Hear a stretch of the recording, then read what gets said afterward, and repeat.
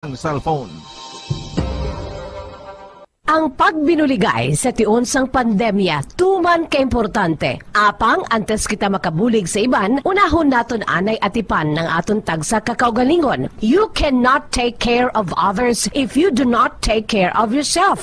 Base sa World Health Organization o WHO, na sa tiun karon sang pandemic, madamo ang ginaigo sang stress. Pila sa masanag nga mga emotional symptoms nga maangot sa stress, ginakipansang, pagbatsyag sang kahadlok, pagkasubo, kag kaakig. Sa bahin sang physical symptoms, nagabatsyag sang pagkasakit sang ulo, may kabudlayan sa pagtulog kapag kaon. Sa bahin sang behavioral symptoms, nagakadulaan na sang gana o kon motibasyon sa pagtrabaho. Nagataas ang pag-usa sang alcohol o kon drugs, kag wala na nagatambong sa mga ginapakigbahinan sa nga religious, spiritual practices. Magun sini, iyari ang pila ka mga panugyan sang WHO agud nga makalikaw kita sa stress. Lingawon ang kaugalingon, pinaagi sa paghimo sa mga aktibidad nga imo gina-enjoy kag ginakaluyagan, kaangay sang pagbasa, pagkulokanta, pagsaot, pagluto, gardening, kag iban pa. Mag-exercise physically every day, magtulog sang temprano or getting enough sleep, eat well,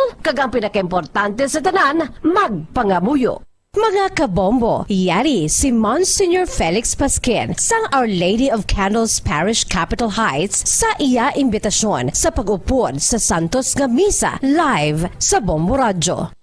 Sa aton mga kabombo, tungod sang pandemic COVID-19, ang aton nga mga tumuluo, labi na gid ang mga senior citizens kag ang mga kabataan nga alangon pa. Pangabay nga hindi mag-intra sa pagtinipon-tipon. Kag isa na dira amo ang pagkadto naton sa simbahan sa pagsimba. Apang kamo makasimba gihapon, makapasalamat kay makadayaw sa Dios, kag makapangamuyo. Pinaagi sa aton Santos nga Misa online sa Bombo Radio Bacolod. Nga aton ginahiwat kada alas 6:30 sang aga. Ini sa liwat ang inyo alagad, Monsignor Felix P. Pasquin, nga padayon nga nagaagda sa inyo. Sa pag-upod sa aton Santos nga Misa, sa online sang Bombo Radio, kada Domingo alas 6:30 sing aga.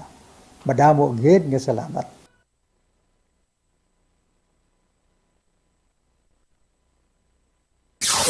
Limang dekada nang nagtataguyod ng katotohanan. 5 dekada nang nagtatanggol sa mga mamamayan. Patuloy na nagsasaliksik at mabilis maghatid ng mga balitang siksik at malaman. Patuloy na nangunguna sa mga issue, drama, promo at serbisyo publiko. Ito ang Bombo Radyo Bacolod, ang pambansang radyo ng Pilipinas. Fast Radio Bombo! Bombo Radyo Bacolod. Number 1! Fast Radio Bombo! 10 minutos ang nabilin antes ang alas 7 sa aga.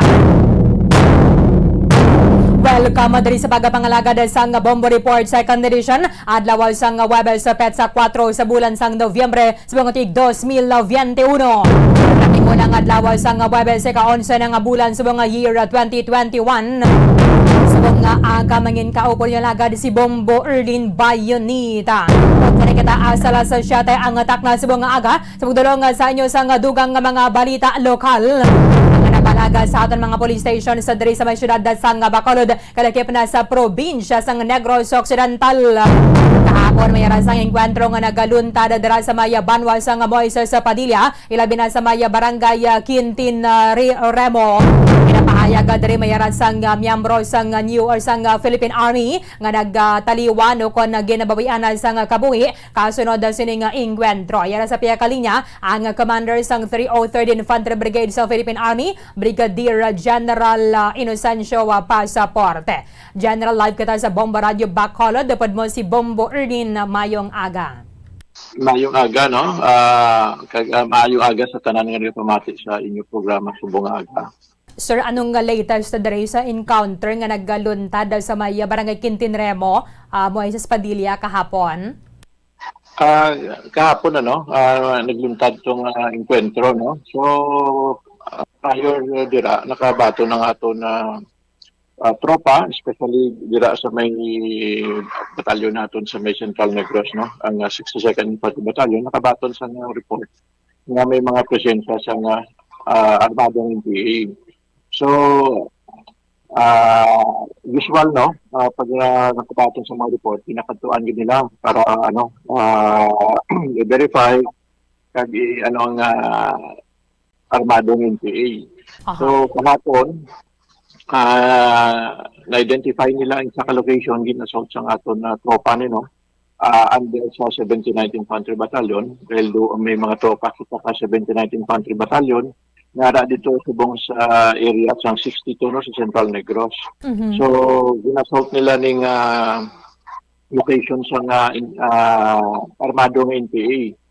So as a result, around mga no, ang insidente, enkwentro kahapon, around mga 3:45 sa hapon. Aha. Dito sa Sitio Tios, ang Barangay Quintin Remo.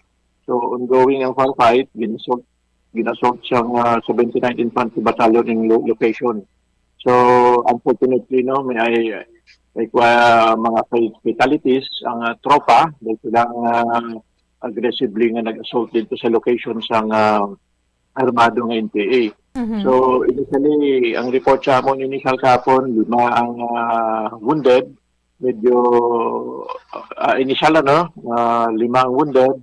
And then later on, medyo nag-die down na ang exchange, may additional pang so 6 na tanan. Aha. So nag-request kita sa chopper, no, to extricate ang aton ng mga wounded. So gin-extricate ni kaming sa aton na choppers, nakaabot mga immediately sa area.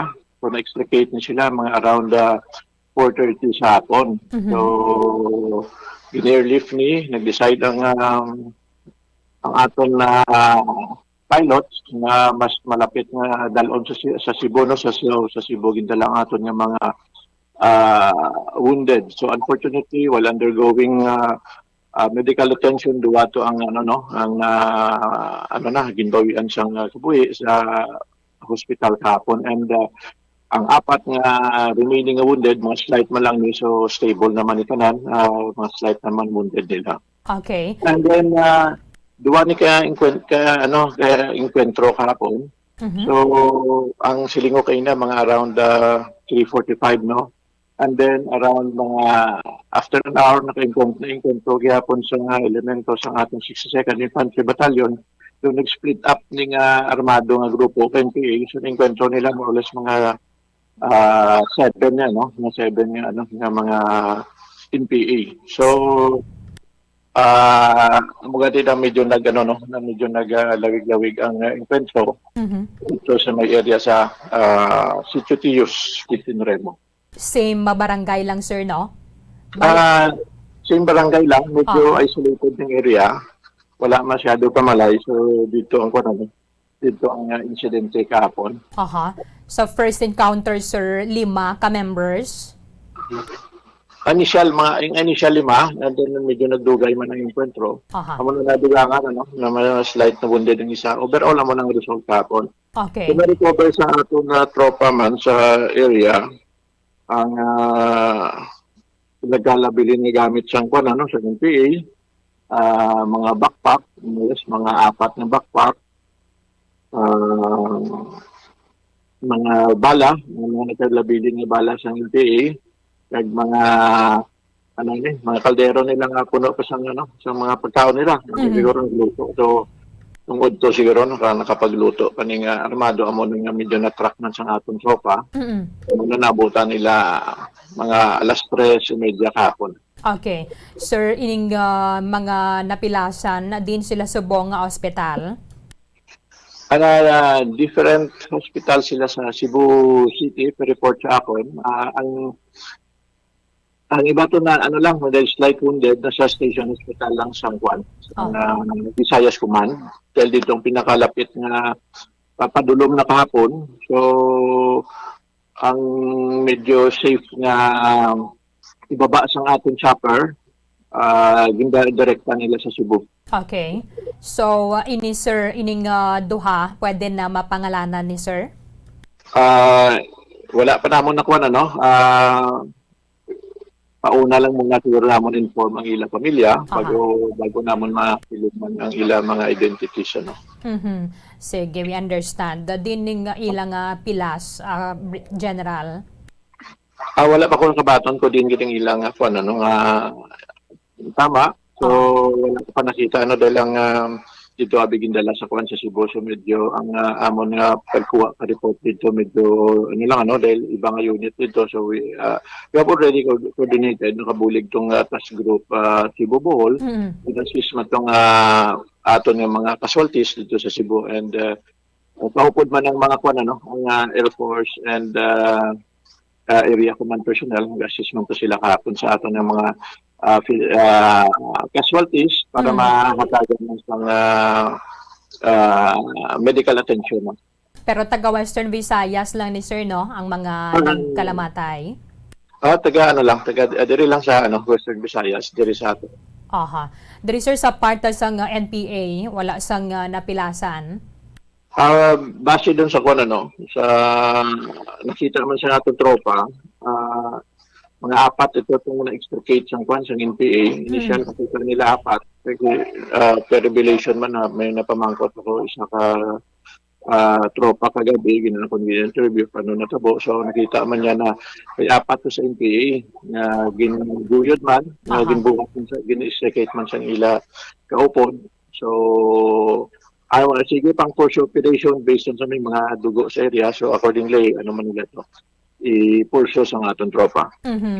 Ang ini mga nengkwentro nila sir 5 and then 7 vantage point yun sila sir, no?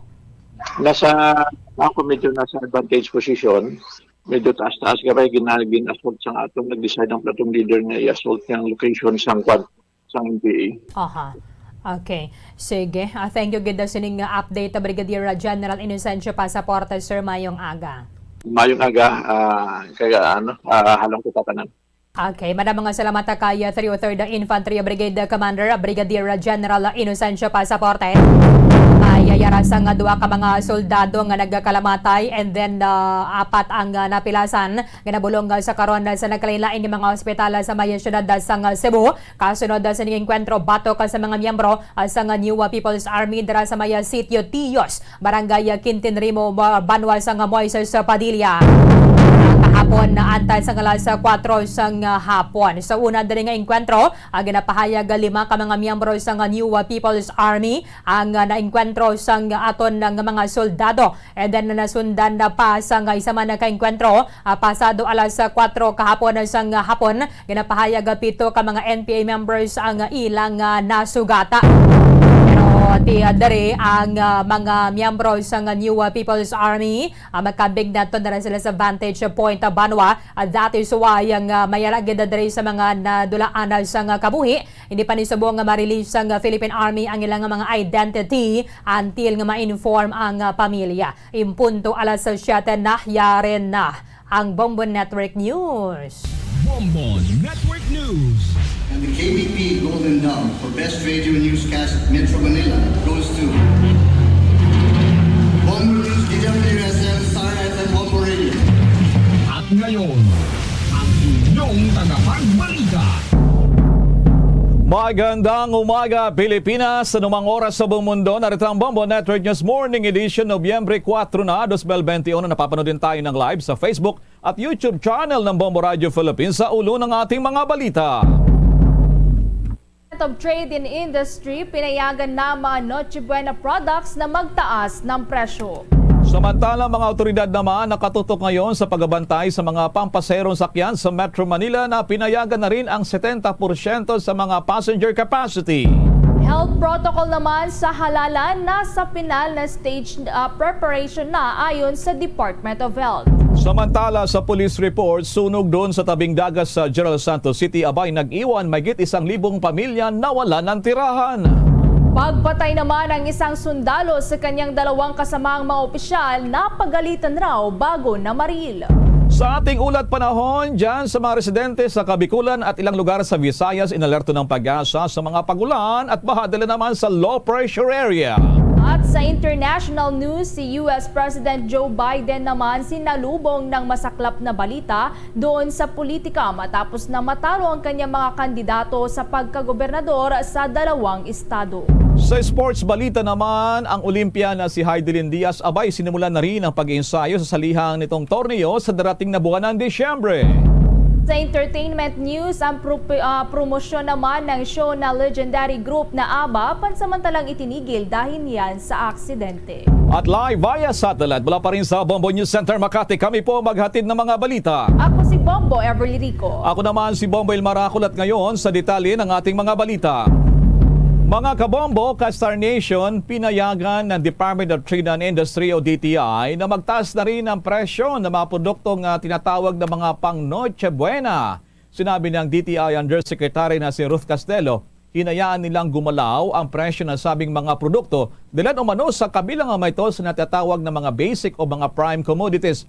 Noong pangkasing taong 2019 pa, huling nagtaas ng presyo ang mga Noche Buena products. Pero pagtiyak ng DTI na magiging malit lamang ang pagtaas ng mga presyo nito. Humirit na rin ngayong buwan na magtaas din ang ilang manufacturers ng mga panimpla. Pagtaas din ang presyo sa mga canned tuna, yung pasta, yung mga biscuits, mga frozen meats at gatas. Ay naman kay Philippine Amalgamated Supermarkets Association President Stephen Kua, mahalaga ang pagtaas ng ilang mga produkto dahil daw dito mano nila kukunin ang mga pangbayad nila ng 13-month pay ng kanilang mga manggagawa.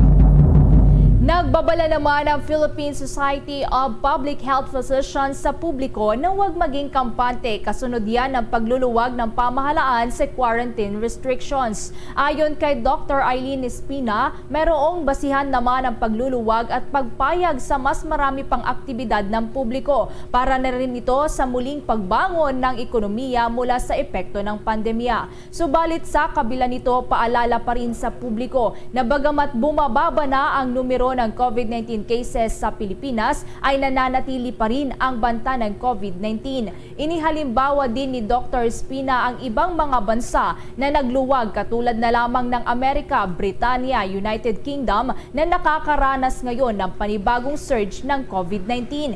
Hindi anya malayo na magkaroon muli ng outbreak kung aabusuhin ang pagluluwag sa quarantine restrictions. Kaya't apila ng mga doktor na gamitin ang pagkakataong ito upang bumalasan ng paraan para maiwasan ang panibagong pagtaas ng COVID-19 cases sa bansa.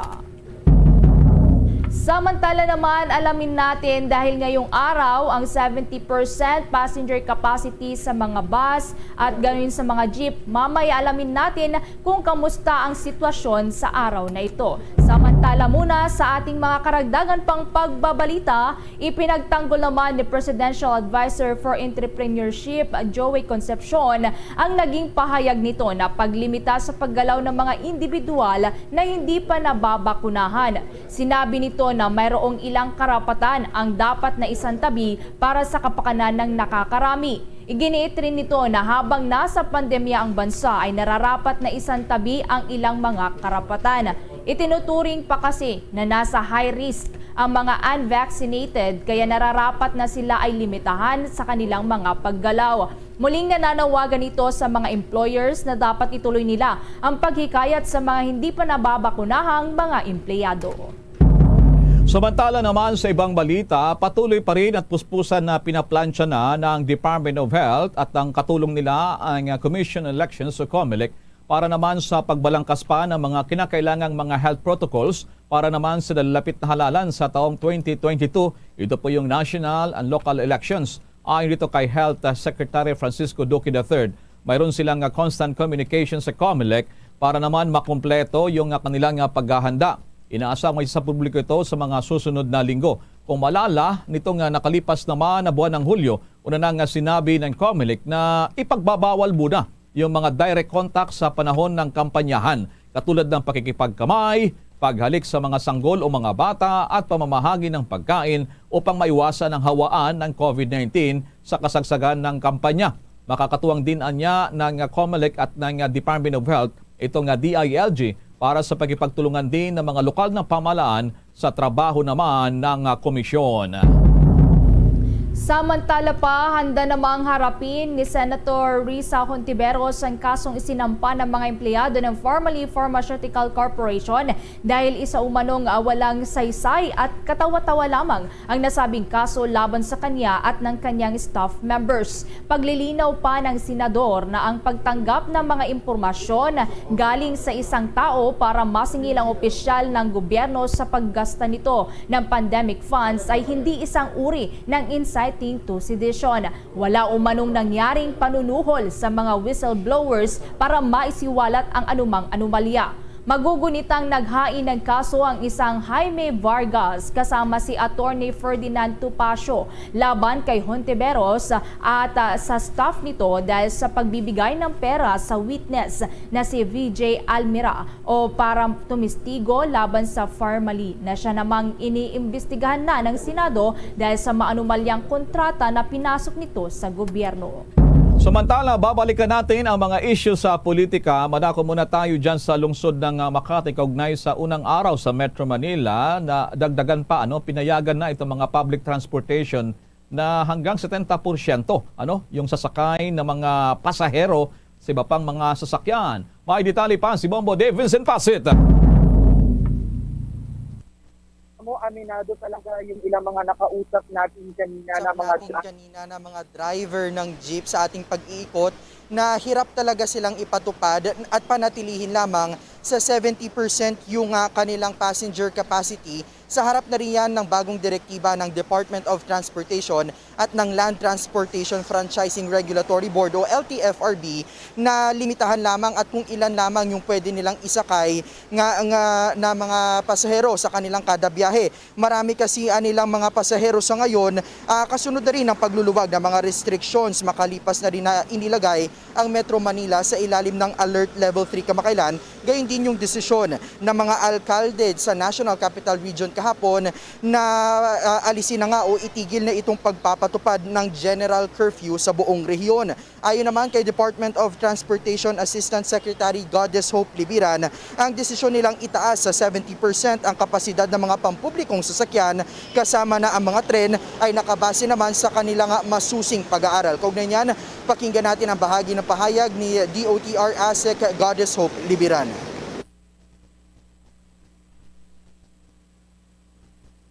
So yung decision ng DOTR and its attached agencies to actually increase public transport capacity is basically anchored on 4 key arguments. So number one is that Metro Manila is now under Alert Level 3. So ibig sabihin nun, more businesses are going to open, more people are going out, which resulted to greater demand for public transport. So ibig sabihin, kapag mas maraming businesses yung nag-o-open, mas maraming tao yung lumalabas, mas kinakailangan na yung public transport, number of public transport supply ay magko-compensate dun sa actual demand. At pangalawa, this is based on various medical studies such as from the International Union of Railways. May pag-aaral silang ginawa yung potential measures to restore confidence in rail travel following the COVID-19 pandemic and yung International Association of Public Transport.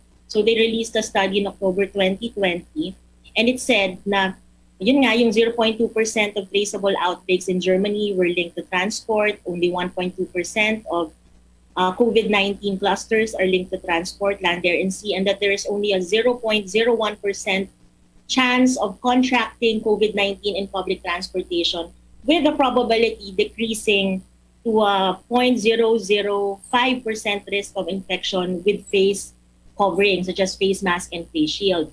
And apart from that, yung ating pangatlong argument is that DOTR has conducted rapid analysis of available data on COVID-19 cases. So yung sa Memorandum Circular number 2021-064 na inilabas nga ng LTFRB Bombo Elmar noong November 2, nakasaad na yung update sa passenger capacity hanggang 70% ay para sa mga public utility vehicles dito sa Metro Manila, sa Bulacan area, sa Cavite, Laguna at maging sa probinsya ng Rizal. Ito ay matapos na aprubahan naman ng IATF noong October 28 ang rekomendasyon ng DOTR at ng LTFRB na magkaroon ng gradual increase pagdating sa passenger capacity ng mga pampublikong sasakyan sa loob ng isang buwan hanggang sa tuluyang maabot itong full capacity o yung 100%. Sa bagong direktiba na ito, Bombo Elmar, ay hindi rin obligado sa ngayon yung paglalagay ng mga plastic barriers sa mga pampublikong sasakyan. Gayunman, hindi naman kasama sa direktibang ito yung mga taxis, gayon din yung mga TNVS. Pero nilinaw naman ni LTFRB Chairman Martin Delgra na mayroon din naman silang plano para sa mga taxi drivers at mga operators pati ng mga taxi, pati na rin sa TNVS. Samantala, narito naman ang bahagi ng pagpaliwanag ni LTFRB Chairman Martin Delgra. The question on increasing the number of taxi and TNVS, meron pong plano sa pagtataas ng mga numerong mga TNVS at saka taxi. In fact, if I may, insofar sa taxi is concerned, nagbukas po tayo ng halos about, if I may recall, about 5,000 taxi units dito sa Kamaynilaan. At however, kakaunti lang po yung takers. Mga siguro mga 200 or 300 lang po. Kasama na po rito sa bilang na ito, yung 3,000 that we have introduced the premium taxi. Meron po tayong silver at gold version of the premium taxi. Ganon din po, matumal yung uptake nitong mga premium taxi na ito. So nire-repaso po natin itong kasalukuyang polisiya sa pagbubukas ng mga premium taxi as well as the regular taxi. For the TNVS naman po, tuloy-tuloy yung review natin sa polisiya na ito. Kasama na rin po yung pagre-review, yung tinatawag na performance review ng mga kasalukuyang TNCs, yung Transport Network Corporation. Bombo Elmar, kanina sa ating pag-iikot sa mga terminal ng bus, pati na rin sa mga terminal ng mga jeepneys, Bombo Elmar, napansin nga naman talaga natin na marami talaga o hindi rin gaanong nasusunod itong 70% passenger capacity. Actually, kanina may napansin pa tayong isang bus na meron pang mga nakatayo sa loob na mga pasahero, bagay na ipinagbabawal pa raw ayon sa Department of Transportation, Bombo Elmar. Yes, Bombo Dave, yung gagawing parang pilot na rin to sa Metro Manila at karating na lugar dahil ito rin ang mangyari sa mga probinsya sa mga susunod na mga linggo, sa mga susunod na buwan, Bombo Dave. Pero bago pa man ipatupad ngayong araw yung 70% na yan, pagtanggal ng mga plastic barrier, abay marami na sa ating mga public transportation. Yung ginagawa na yan, Bombo Dave, dahil sa tama ka, ang binabanggit nitong mga public transportation, malaki na rin yung kalagayan. Itong sektor nila, yung talagang malaking talo dito po naman sa pandemya, Bombo Dave. Pero masisiguro ba na 70%, sabi ko nga, matagal ng 100%, yung ilang mga ating mga PUV, public utility vehicles na ginagawa yung 100%, Bombo Dave? O actually, Bombo Elmar, sa press conference ng Department of Transportation kahapon, tinanong ko yan at ang sinasabi nga rin ni DOTR Assistant Secretary Mark Steven Pastor, hirap din naman talaga do sila, aminado sila na hirap sila sa pagdating sa enforcement ng passenger capacity na ito, Bombo Elmar.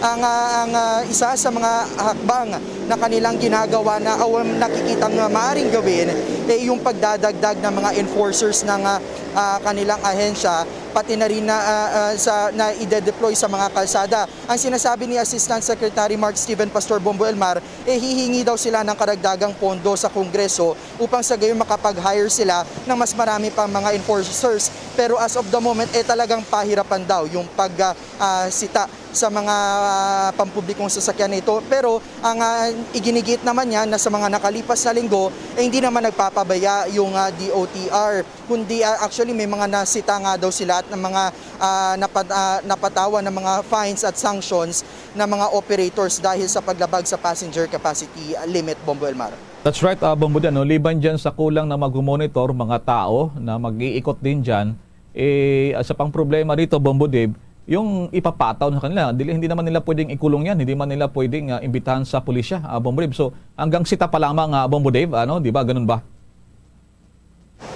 Oo, sa ngayon hanggang sita pa lang Oo.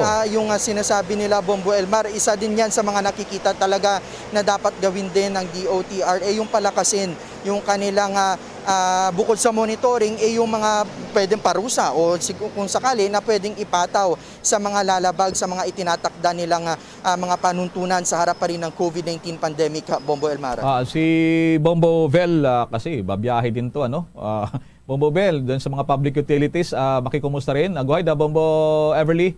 Yes, Bombo Dave, maliban nga dito sa mga public utility vehicles na bumabiyahe sa land, how about naman sa mga barko, pagdating naman sa mga biyahe, na mga bumabiyahe na mga barko, Bombo Dave, meron din bang mga ipinapatupad na 70% capacity lamang, Bombo Dave? As of the moment, Bombo Everly, Bombo Elmar, limitado pa lamang ito sa road at rail sectors. Ibig sabihin, yung mga pampublikong bus, jeepney, UV Express, pati na rin yung mga linya ng MRT pati at ng LRT. Actually, yung sa LRT1, Bombo Everly, kung mula sa dating 785 to 972 na yung maaring accommodate na pasahero ng LRT1 mula sa dating 337 hanggang 416 lamang yan. Sa pagdating naman sa LRT2 ay umakyat na rin sa 1,140 yung bilang ng mga pasahero na kanila maaring accommodate mula yan sa dating 488 lamang. Sa MRT3 naman, 827 na sa kasalukuyan yung maaari nilang isakay ng mga pasahero mula sa dating 372 lamang. At samantala sa PNR naman ay gagawin ng 667 yung mga papayagang makasakay sa bawat biyahe mula sa dating 286 lamang o katumbas ng 30% na kanilang capacity, Bombo Everly. Talagang babalik na tayo dun sa sabi nga new normal dito sa mga public transportation. Maraming salamat, Bombo Dave. Oo, Bombo Elmar, talagang unti-unti nang bumabalik nga sa new normal at paalala lang talaga ng DOTRA ay kailangan pa rin talagang sumunod sa minimum public health standards ng mga pasahero upang sa gayon ay bago matapos yung taon, maabot din yung full capacity ng mga passenger capacity. Live mula dito sa lungsod ng Makati, Bombo Dave Vincent Pasit nag-uulat para sa Pambansang Radyo ng Pilipinas. Basta Radio, Bombo! Samantala, balik tayo sa balitang politika. Maring pinabulaan na naman ni Senate Minority Leader Frank Dillon ang naging batikos sa kanya kahapon ni Pangulong Rodrigo Duterte na ito ay isang korap na opisyal. Sinabi nito na malinis ang kanyang konsensya at natiling malinis ang pangalan sa ilang dekada ng public services. Mulaan niya nung pumasok sa public service noong 1986 ay tinitiyak ng senador na sumusunod naman ito sa pinakamataas na moral standard. Kung malala sa Talk to the People ng Pangulong Duterte, ikinumpara nito ang kanyang panunungkulan kina Drilon at Senator Richard Gordon na hindi siya kurap katulad ng dalawa daw umanong mga mababatas bagay na tinatanggi naman ng dalawa. Pinasalamatan naman ni Manila Mayor Isko Moreno Dumagoso ang ilang mga dating cabinet secretaries sa pakikipagpulong sa kanya. Pinangunahan kasi ni dating former Department of Agrarian na Reform Secretary Hernani Braganza at ni dating Labor Chief at Executive Secretary Robin Torres. At gayon na din si Danny Fausto ang siyang Pangulo ng Philippine Chamber of Agriculture and Food at si Elias Inchong ang Pangulo naman ng United Broilers Raisers Association ang nakipagpulong kina Mayor Dumagoso at Dr. Willie Ong. Dumalo rin sa pamamagitan ng Zoom sina dating Department of Agriculture Secretary Leonardo Montemayor at dating Presidential Flagship Program Secretary and Agriculture and Trade and Industry Undersecretary Ernesto Ordunez. Pinuri naman ni Braganza sina Ong at Dumagoso dahil sa magandang plataporma na kayang sugpuin ang pandemya, pagbuhay ng ekonomiya at pagtulong sa mga maliliit na negosyante. Magugunitang tatakbo si Moreno sa pagkapangulo sa ilalim yan ng Aksyon Demokratiko Party kasama na si Dr. Willie Ong bilang kanyang Vice Presidential sa darating na 2022 election.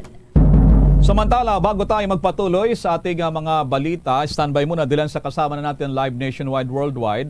Isa pong eksperto ang ating makakapanayam. Kabilang siya sa grupo na mismo nagbibigay ng payo sa IATF kay Pangulong Duterte dyan sa Malacanang. At siya po ang presidente ng Philippine College of Physicians, si Dr. Maricar Limpin. Kasama niyo si Bombo Elmar, si Bombo Ever naking partner. Dr. Maricar, good morning po sa iyo. Kumusta na po kayo? Yes, good morning Elmar and good morning sa mga televiewers natin.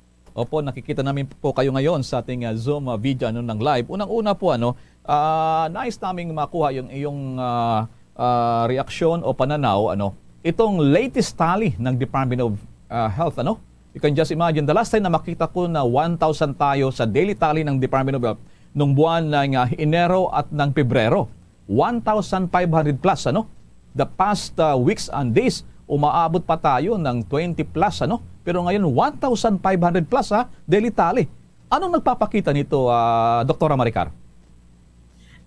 Ito ay nagpapatunay na talagang medyo bumababa po ng tuloy-tuloy ang kaso ng COVID-19, And maybe this will also tell us na medyo, lalong-lalo na dito sa NCR, na medyo maganda po na yung vaccination rate natin dahil ito ay nakapagbigay ng proteksyon sa karamihan ng mga Pilipino. Pero unfortunately, kailangan ho natin ding isipin na maaaring ito pong 1,500 na ito for just isang araw lang, tapos mamaya baka biglang tumaas na naman dahil ang virus po ay naririto pa rin sa atin. At pangkalahatan ang acting vaccination rate ay mababa pa rin sa mga naka 30-35% ho yata tayo. So we need to still step up yung vaccination campaign natin sa mga probinsya. So, importante po na lahat ho tayo dito sa Pilipinas ay magkaroon ng proteksyon. Saka magkaroon naman tayo ng equity pagdating doon sa bakuna. Okay, Dr. Limpin, bago ibigay ko sa aking partner ng next question, nagsimula na itong pagbabakuna sa ating mga bata, pediatric vaccination. Anong may advice mo doon sa mga guardians o kaya mga magulang ng mga bata in the light of this? Sabi nga rito talagang game changer din para sa ating mga bata Dr. Limpin, ma'am. Well, ang suggestion ko po ay unang-una ay kausapin po nila ang kanilang mga pediatricians, yung mga doktor po nila na nag-aalaga sa kanilang mga anak ng matagal na kasi alam ho nito kung ano yung maaaring maging problema.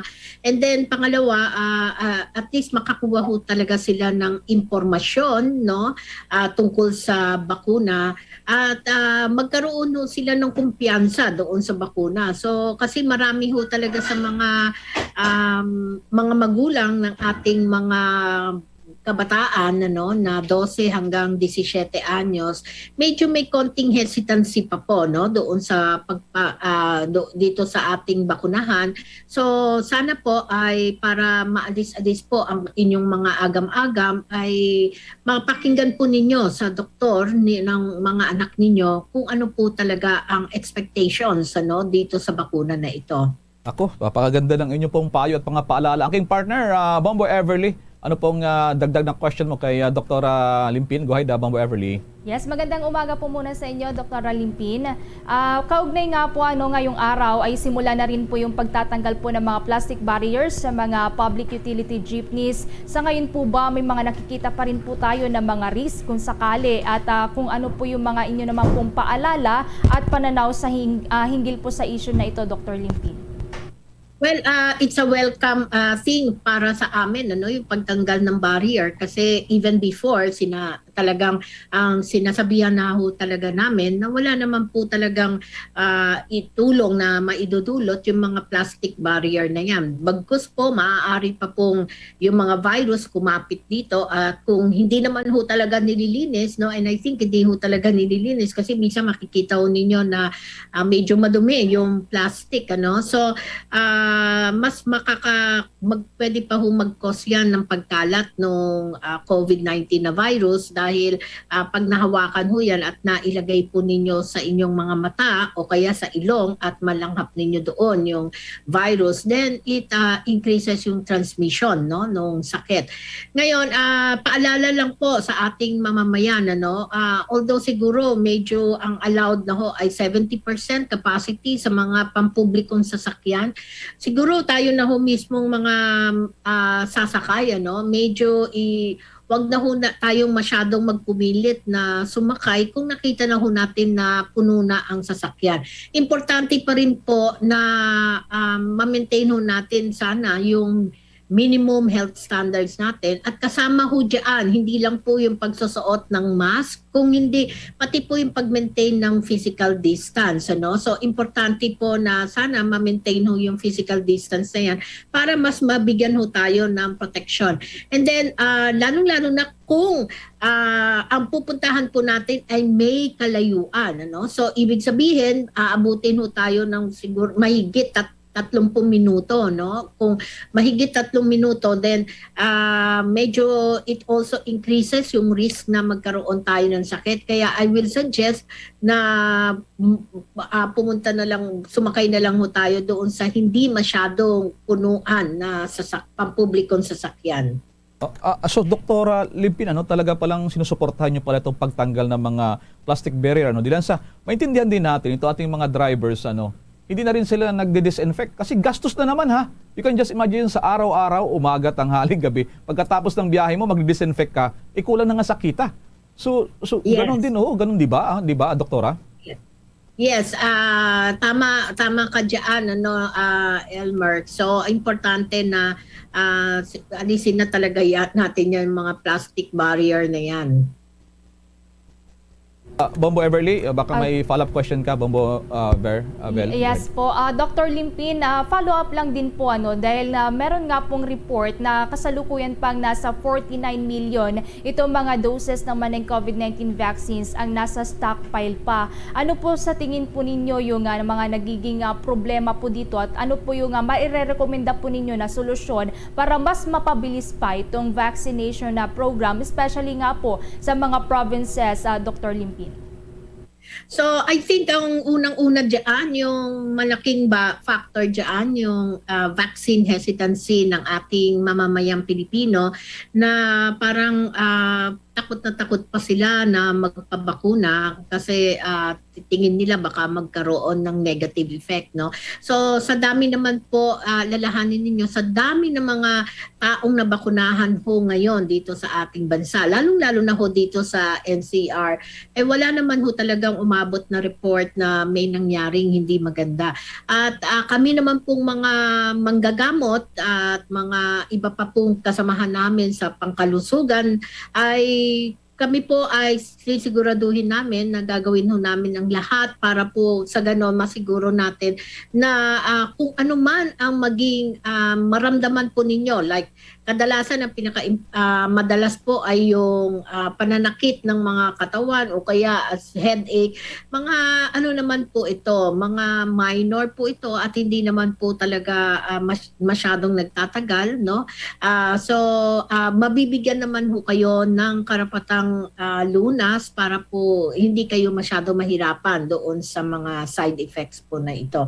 So nandiyan ho kami, no? Hindi ho namin kayo pababayaan. Kaya I would recommend na sana magkaroon ho tayo ng tiwala sa ating mga bakuna dahil for many years, ito po naman ay nagpapakita na talagang nagbibigay po sa atin ng proteksyon at kami naman pong mga doktor, hindi ho kami papayag na merong ibibigay, no, sa ating kapwa, no, sa mga tao hanggat alam namin na itong mga gamot na ito ay talagang safe, no, na makakabuti po para sa atin. Okay, Dr. Limpino, na pag-alaman din na ang gobyerno magsisimula na yata ngayong buwan kung sakasakali ng third shot, booster shot, ikatlo.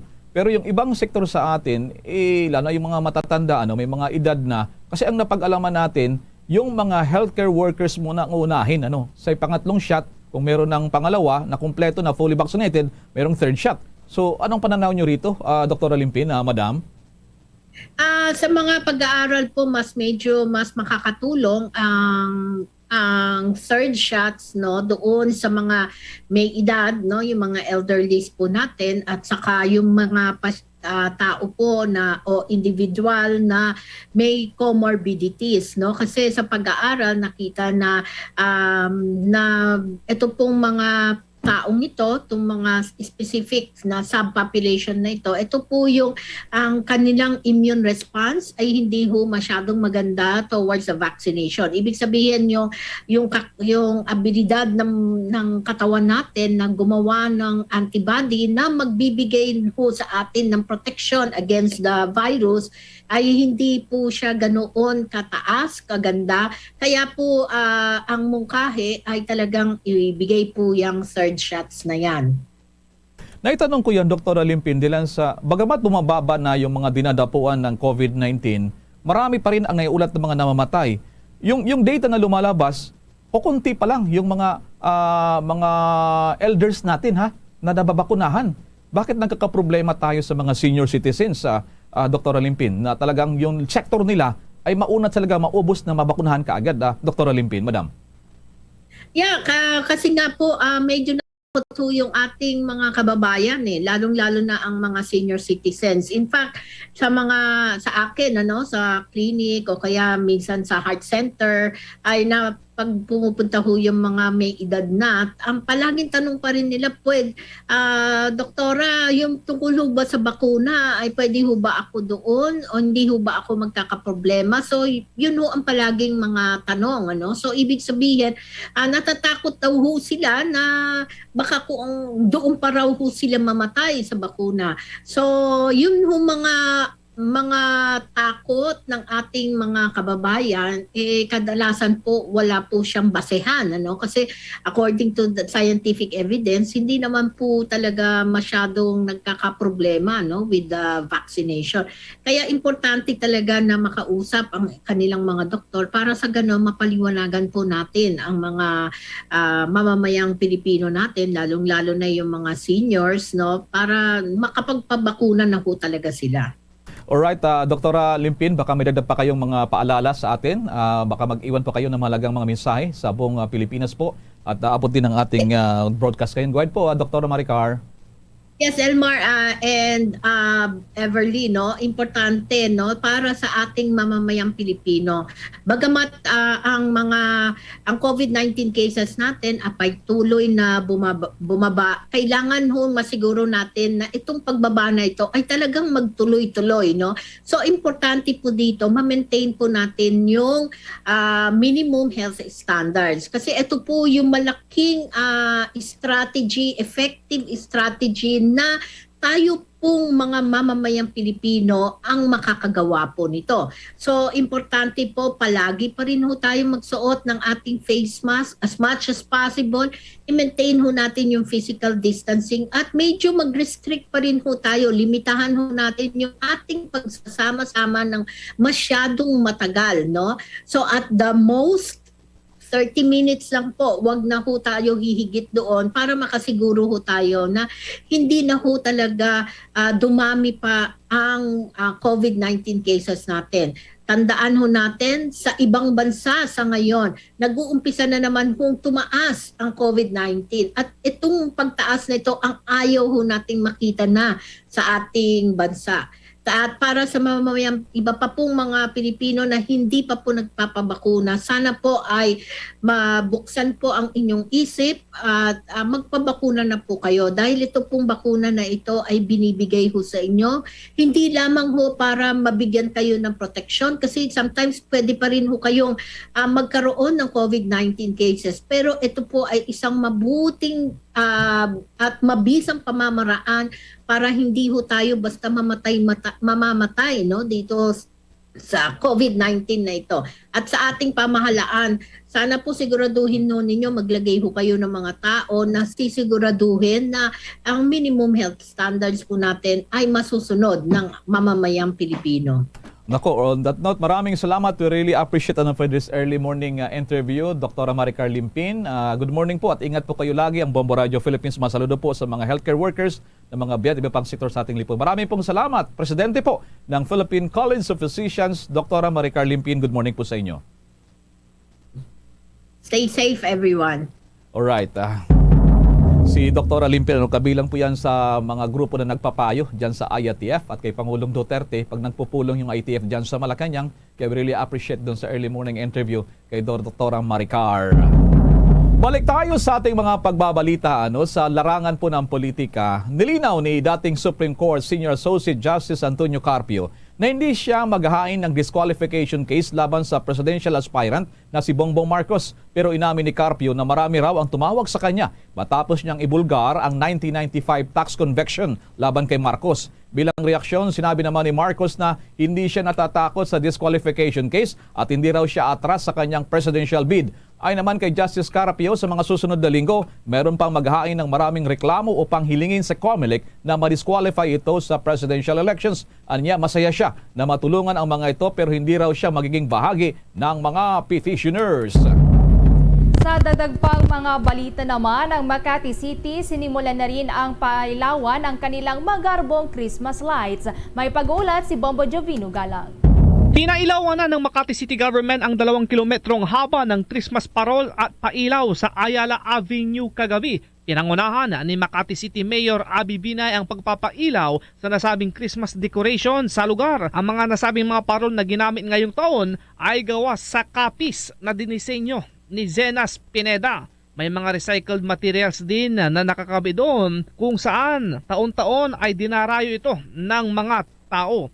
May mga nakatalagang kapulisan sa lugar para magpaalala sa mga health protocols na ipinapatupad sa mga pupunta at bibisita sa nakadisplay na mga Christmas decorations. Samantala, itinanggi naman ni Quezon City Mayor Joy Belmonte ang kumalat na balita na tanging mga bakunado lamang ang pinapayagang makapasok sa mga mall na matatagpuan sa kanilang lungsod. Ayon sa alkalde na pinagbabawal ang nasabing hakbang dahil walang kautusan mula sa IATF. Kailangan lamang na magpakita ng mga vaccination card sa mga nais kumain sa mga kainan sa loob ng mall. Inikaya din ito ang mga mamamayan na isumbong sa kanilang opisina kapag hindi sila papasukin sa mga establishmento. Nag-uulat para sa Pambansang Radyo ng Pilipinas, Bombo Jovino Galang, Basta Radyo Bombo! Samantala, ano kaya yung mga schedule ng Pangulong Rodrigo Duterte ngayong araw? May detalye si Bombo Raymond Tinasa. Gahanap, natatanong kay Pangulong Duterte kung saan siya ngayon. Siya ay manguna sa inaugurasyon ng Puerto Princesa Port Expansion Project sa may Puerto Princesa City, Palawan. At dito ay inaasahan natin mamaya na magkaroon siya ng mga programa at siyempre yung kanyang mensahe kaugnay sa naturang proyekto. At bandang ito ay alas 4 ng hapon.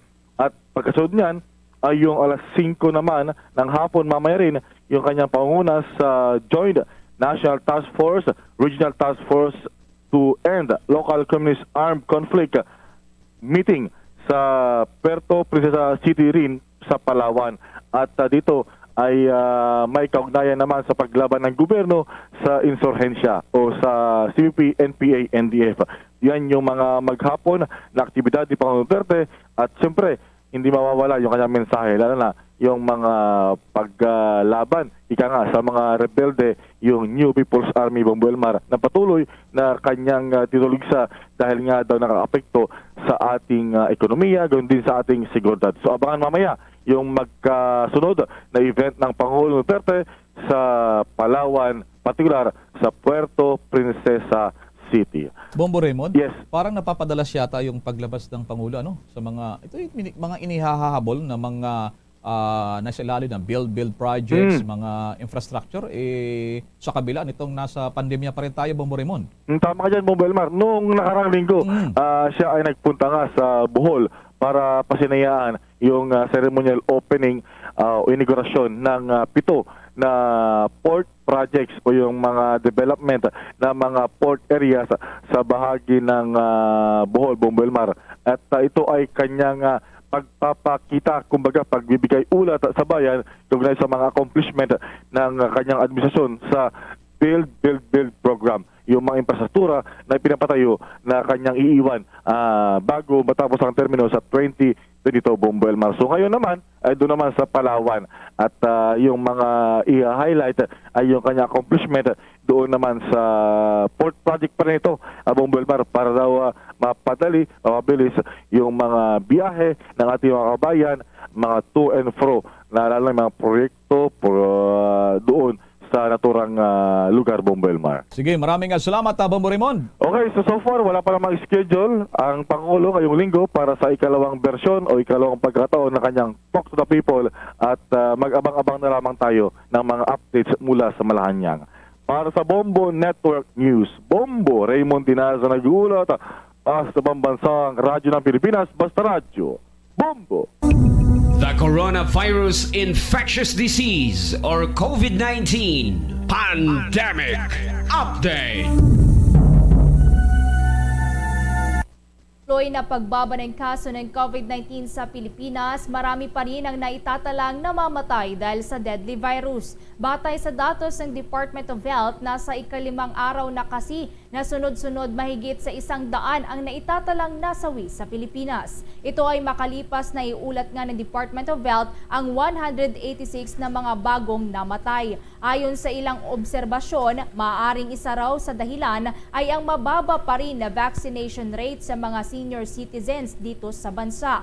Ang death toll sa Pilipinas ay umaabot na sa 43,586. Samantala, sa huling datos naman ng Department of Health, pinakamababa sa nakalipas na halos 9 na buwan ang bilang ng mga bagong dinapuan ng coronavirus sa Pilipinas, kung saan nga ay umabot lamang ito sa 1,591 ang mga karagdagang kaso. Noon pang Pebrero 24, huling nagkaroon ng ganitong kababa na COVID-19 cases sa buong Pilipinas. Sa kabuuan ng tinamaan ng COVID-19 sa bansa mula noong nakalipas na taon ay umaabot na sa 2,793,889.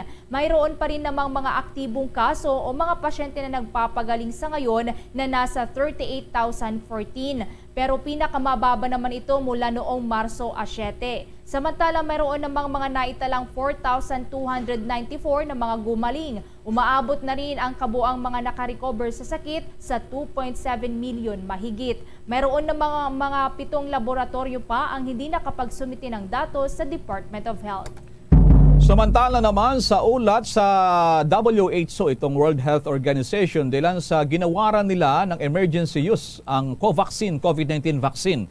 Nitong nakalipas na buwan kasi ay inaprobahan ng India na sabing bakuna habang patuloy na sinasagawa ang clinical trials. Ayon sa Bharat Biotech, gumawa ng bakuna, mayroong 78% efficacy ang kanilang bakuna. Itinuturing naman ng ilang milyong Indians na isang malaking kaginhawaan ang pag-aproba ng WHO ng bago nilang bakuna dilan sa mahigit sa 105 million doses Covaxin na ang naiturok sa India. Bombo Weather Update. Ang Bicol at Visayas inalerto na rin sa ulan at baha dahil yan sa low pressure area. Alamin natin ang detalye mula kay Bombo Dennis Hamito. Muling nagbabala ang pag-asa sa bigla ang mga pagbuhos ng ulan at posibleng pagbaha na rin dahil sa umiiral na low pressure area. Pero ang good news, Bombo Elmar, yung dating dalawang namumunsama ng panahon nitong nakalipas na gabi, isa na lamang ang nananatili ngayon sa loob ng Philippine Area of Responsibility. Huling namataan ang naturang namumunsama ng panahon sa layon 580 kilometro sa silangan ng Borongan City dyan sa Eastern Samar.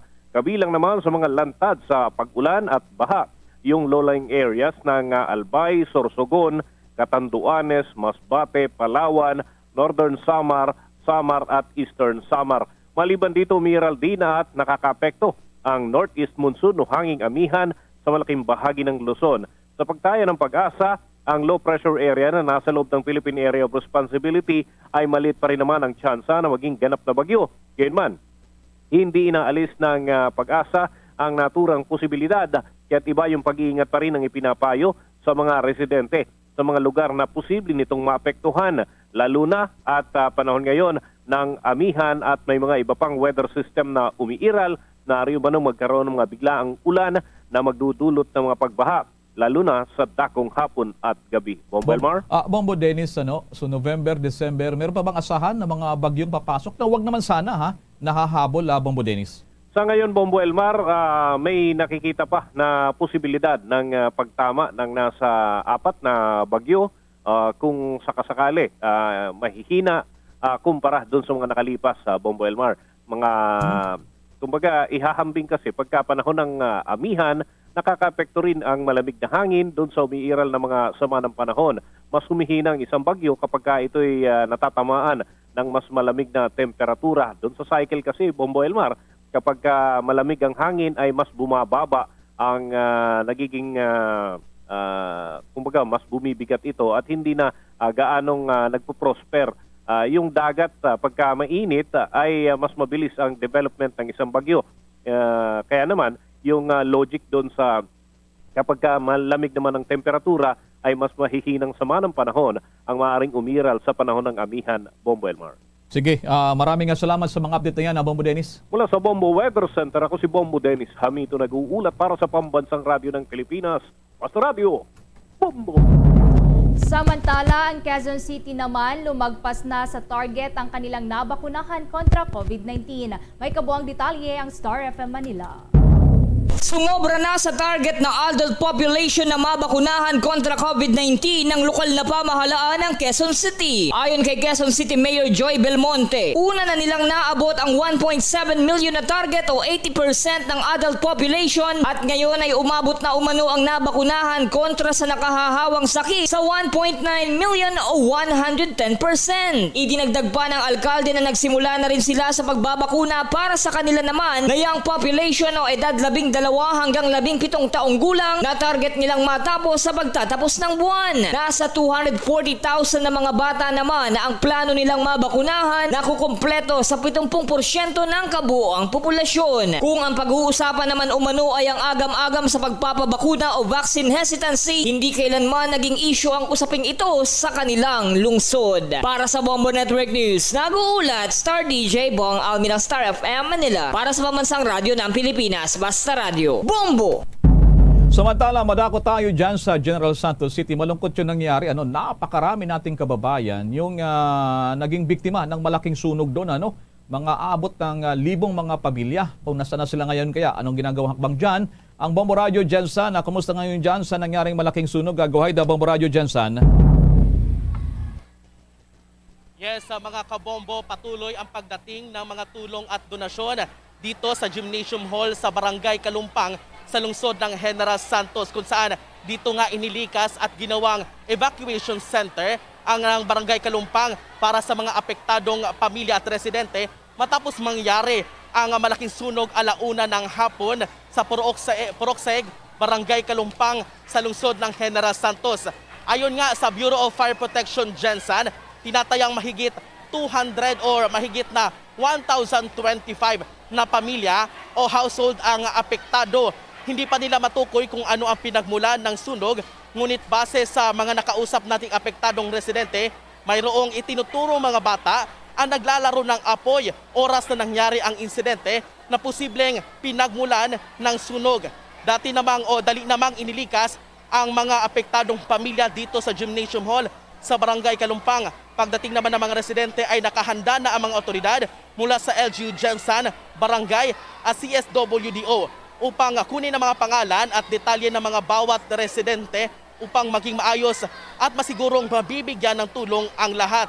Base naman sa datos na ipinalabas o initial data na ipinalabas ng CSWDO, mahigit 470 na pamilya na ang inilikas dito sa nasabing evacuation center. Sa nasabing datos, 608 ang mga menor de edad, 5 ang PWD, 86 ang senior citizen. Mayroon lamang mga sugatan ang natala, ngunit walang nadala sa ospital at namatay sa nasabing sunog. Sa kasalukuyan, mga kabombo, ang sitwasyon ngayon dito, patuloy ang mga taga-barangay sa pag-facilitate sa pagbibigay ng mga tulong at nagkanya-kanya na sila na gumawa ng paraan upang makakain at makahanap ng matulugan o pwesto dito sa nasabing gymnasium. Patuloy naman ang panawagan ng LGU Gensan sa mga may mabubuting loob na gustong magbigay ng tulong at mag-donate sa mga apektadong pamilya. Nangunguna nga sa pinakakailangan nila ang pagkain, mga tubig at damit. Pangalawa na ang blanket, mattresses, health kits katulad ng sabon, toothbrush, toothpaste, sabon panlaba, tsinelas at face mask, tuwalya, mga kitchen utensils, kasama na ang mga kailangan na mga sanggol na naririto katulad ng mga gatas at diapers. Yan ang update mula rito sa himpilan ng Bombo Radyo Gensan. Ito si Bombo Philip Oligario para sa Pambansang Radyo ng Pilipinas at consistent sa lungsod ng General Santos. Basta Radio, Bombo! Bombo Philip, ay sana makarating yung panawagan na yan sa mga kinaukulan. Natukoy na ba kung paano nagsimula, saan nagsimula, anong dahilan ng sunog, malaking sunog na yan, Bombo Philip? Ayos no, patuloy pa lang ang ating mga otoridad mula sa Bureau of Fire Protection Gensan sa pagtukoy kung ano pa talaga ang pinagmulan mga kabombo nito nga nasabi nga sunog.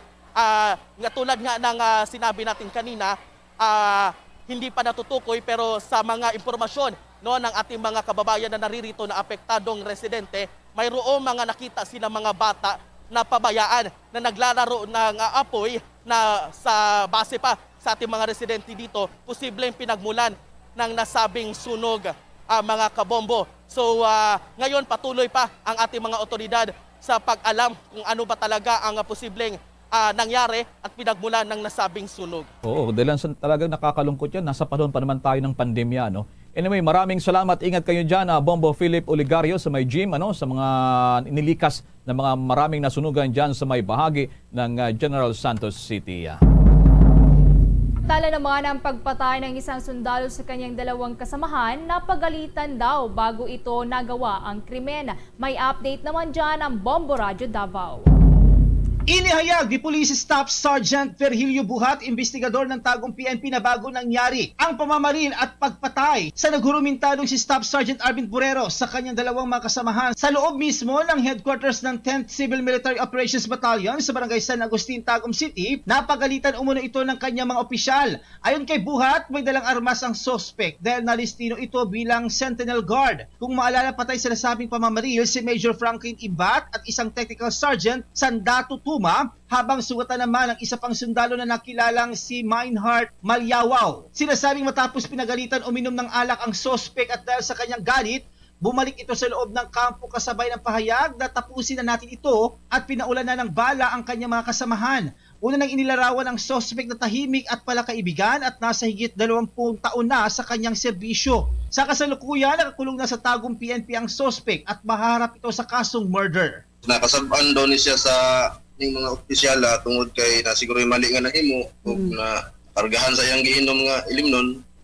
No, mo na himo niya tong mga dimayong utang.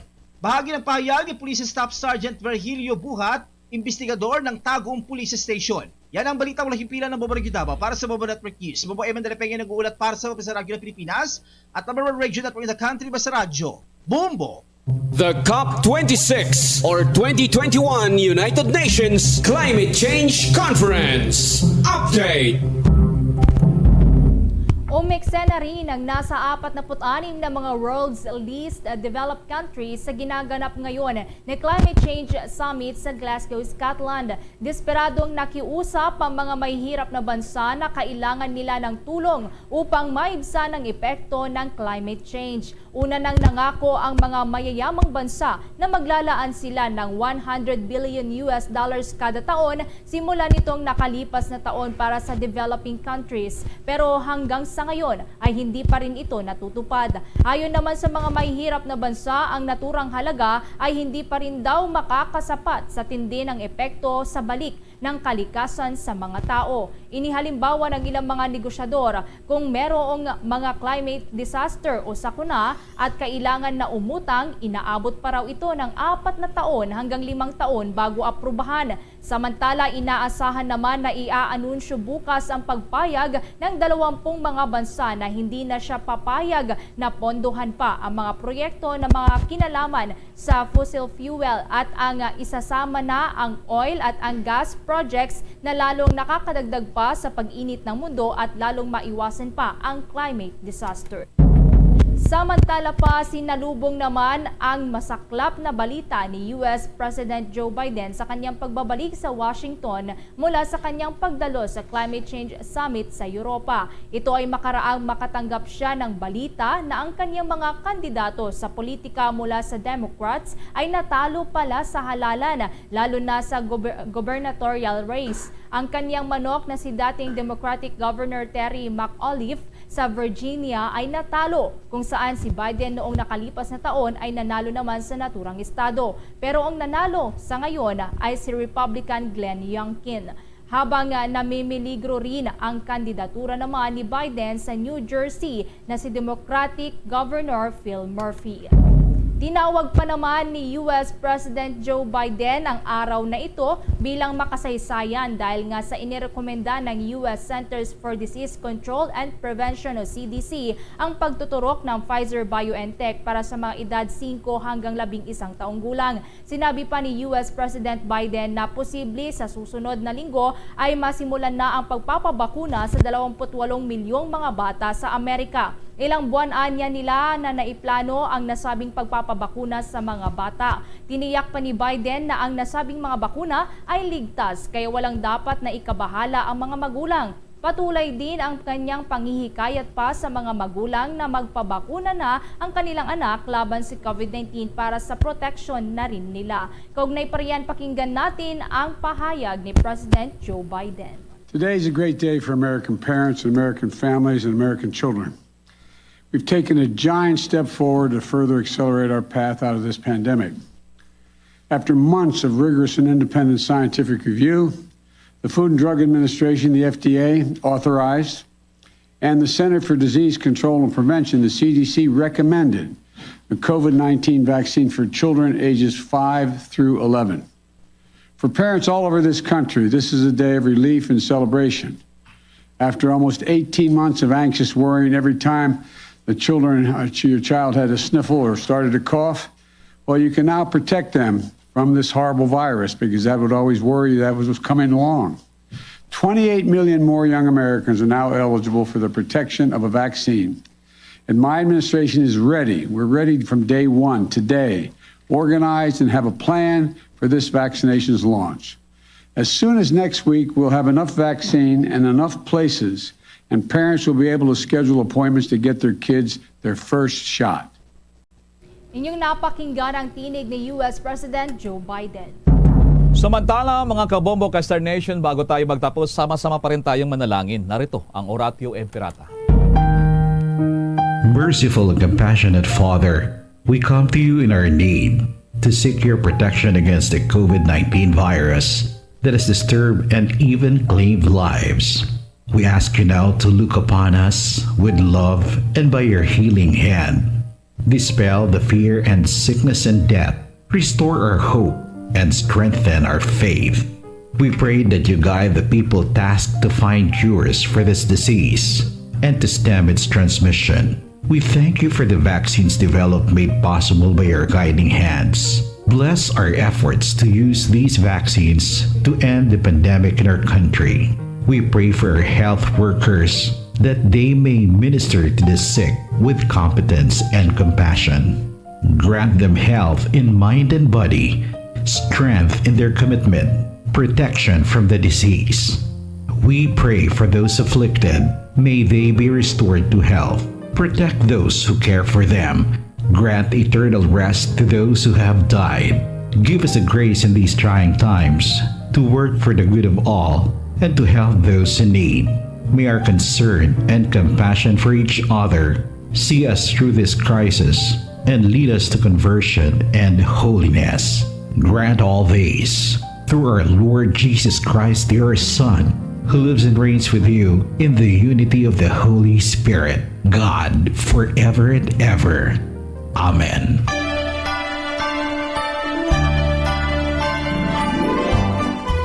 Mga kabombo ka-Star Nation, para sa ating Christmas countdown, 51 araw na lamang bago ang Pasko.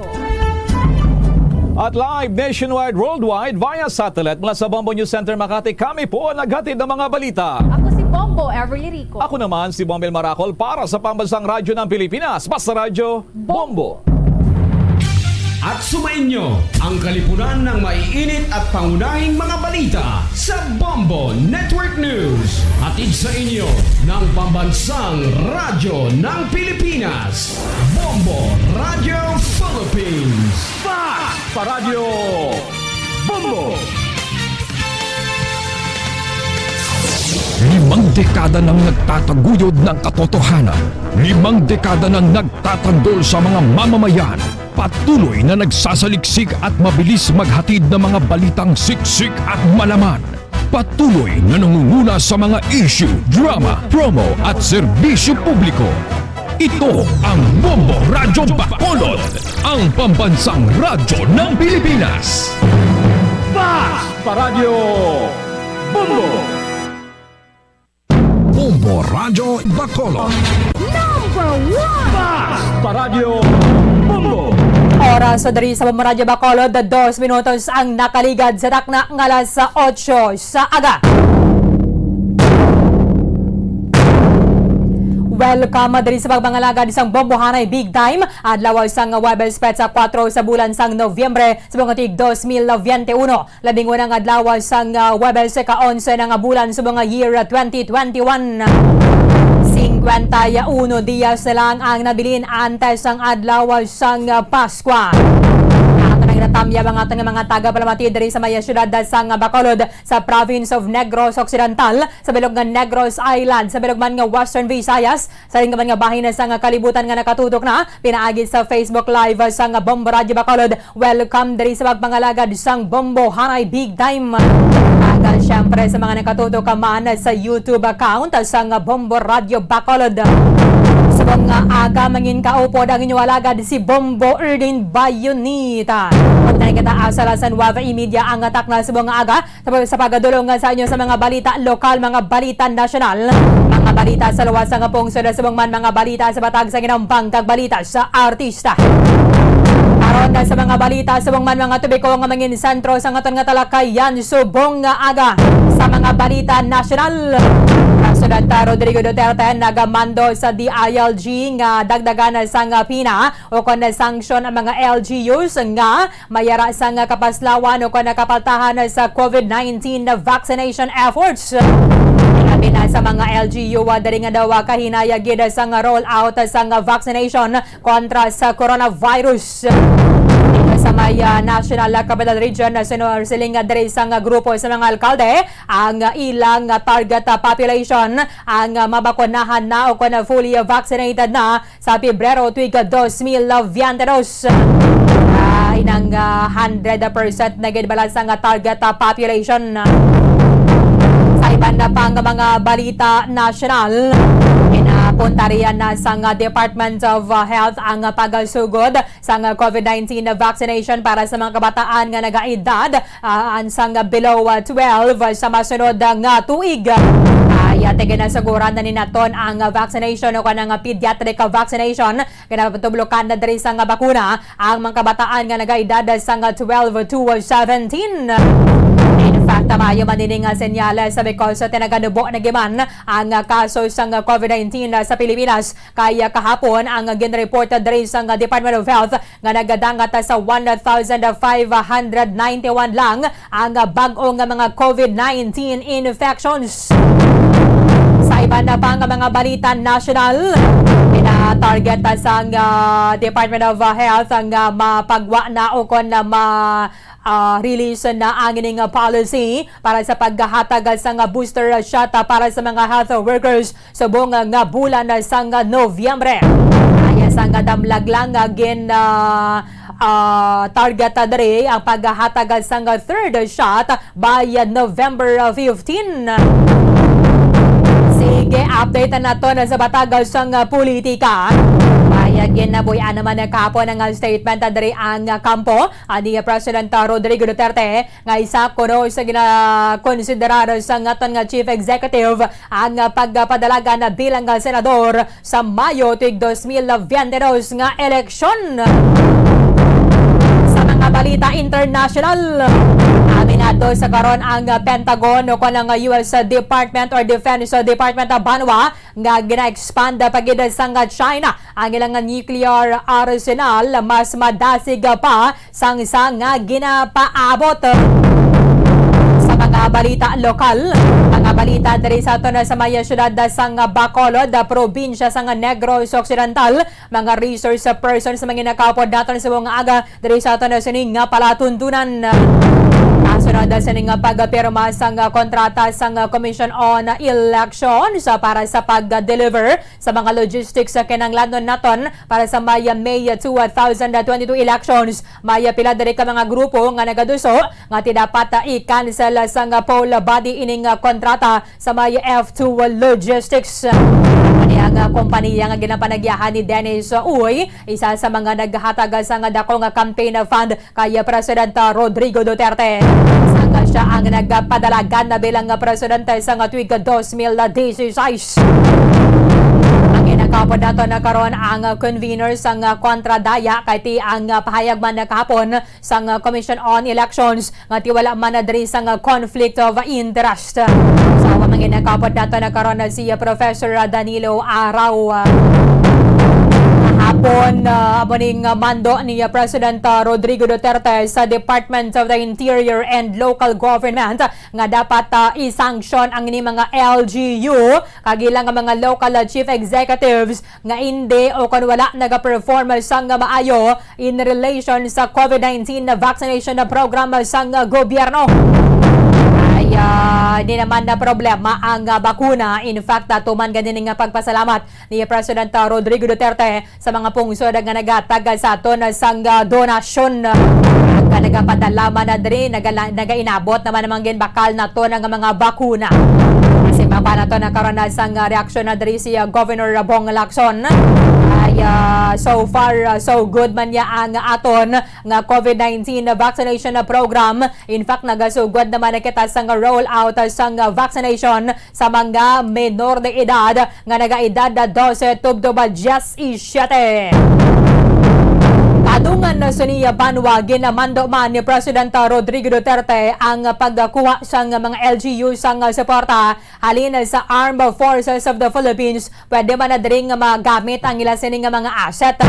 Ay amo ginang isama na sa graduso sang presidente ang paghatag sang assistance sang Armed Forces of the Philippines at the same time sang Philippine National Police. Karon na diri sang statement kagareaksyon ang commander sang 3rd Infantry Spearhead Division sang Philippine Army, si Major General Benedict Arevalo. Subo inipanwa sa bahin sang Armed Forces of the Philippines kahapon. Duha naman ang napatay. Kadungan na sa enkwentro dira sa may barangay Quintinrimo sa may Banwa sang Moises Padilla. Kag-apat sa karon ang nagapabili na sa ospital dito sa may syudad sang Cebu pagkatapos nga napilasan. Kung kaysa ang nagakatabo, ilabi na kung baghatag balasang paandam ang Philippine Army nga pang-oboson na ni o kung pang-polboson ang mga miyembro sang rebelde nga grupo. Ay sigurado pagkasunod nga adlaw nga kapatyan niya ang Philippine Army. Kuha na ito nagkaroon na dugang drasang statement si Major General Benedict Arevalo. In fact, siya ni maganing nagpagwasang statement kahapon nga dapat mapulbo sa nikagubuson ng tropa sa NPA. Ang ending niya, sila pa ang nademalasan na duwagin ang mga nagkalamatay. Sige, kagiban pa nga mga impormasyon ka mga balita Banwa nga posible magaluntad samtang nga nagapangalagad ang Bombo Hanay Big Time. Yes, minutos sang nakaligad sa takna nga lang sa 8 sa aga. Yari na ang ato na sa nga taga-daog sa daily draw sang 1-2 Panalo Part 20 promo ng Bombo Radio and Star FM. Ato na isang 1,150 pesos nga kabukusan ng premyo, 500 pesos nga cash and then 650 pesos nga balor sang grocery goods nga nabutang sa balde sang Orocan. Ay sunlight man na kamuha sa mga entry senders naton dugay-dugay magalawag ban kita sa aton nga winner para subong nga aga. Bata direkta sa studio B with our winner kagabi sa ato na sining promo si Bombo Carla May Defensor. Bombo Carl, come in. Yes, Bomborlin, live kita diri subong sa Studio B. Bomborlin, kagupod diri nato, no? Ang aton sininga winner kagabi, Bomborlin, tiaga pa ini si Sir. Sa aton diri naga padulong Bomborlin para kuhaon ang iya sininga cash Bomborlin nga 500 pesos. Kagang iya sini nga 600 pesos. Kon 650 worth of gift pack Bomborlin sa ini. Si Sir Noe Pahilagaw, no? Na taga Purok Santol, Barangay Mandalagan, Bacolod City. So sir, good morning. Good morning. Aga pa kita nga may grasya nga Oo, ang magayon nagpasalamat ko sa mga radyo kag sa mga sponsor nga nagdaog ako sa kagabi yung lawag ni Bombo Pons. Salamat jed. So nagano ka sir sang nalawagan Hindi ka? ka pangapit ko sa programa ni Bombo Pons sa kagabi. So naga-hilay-hilay ka. Hilay-hilay gido.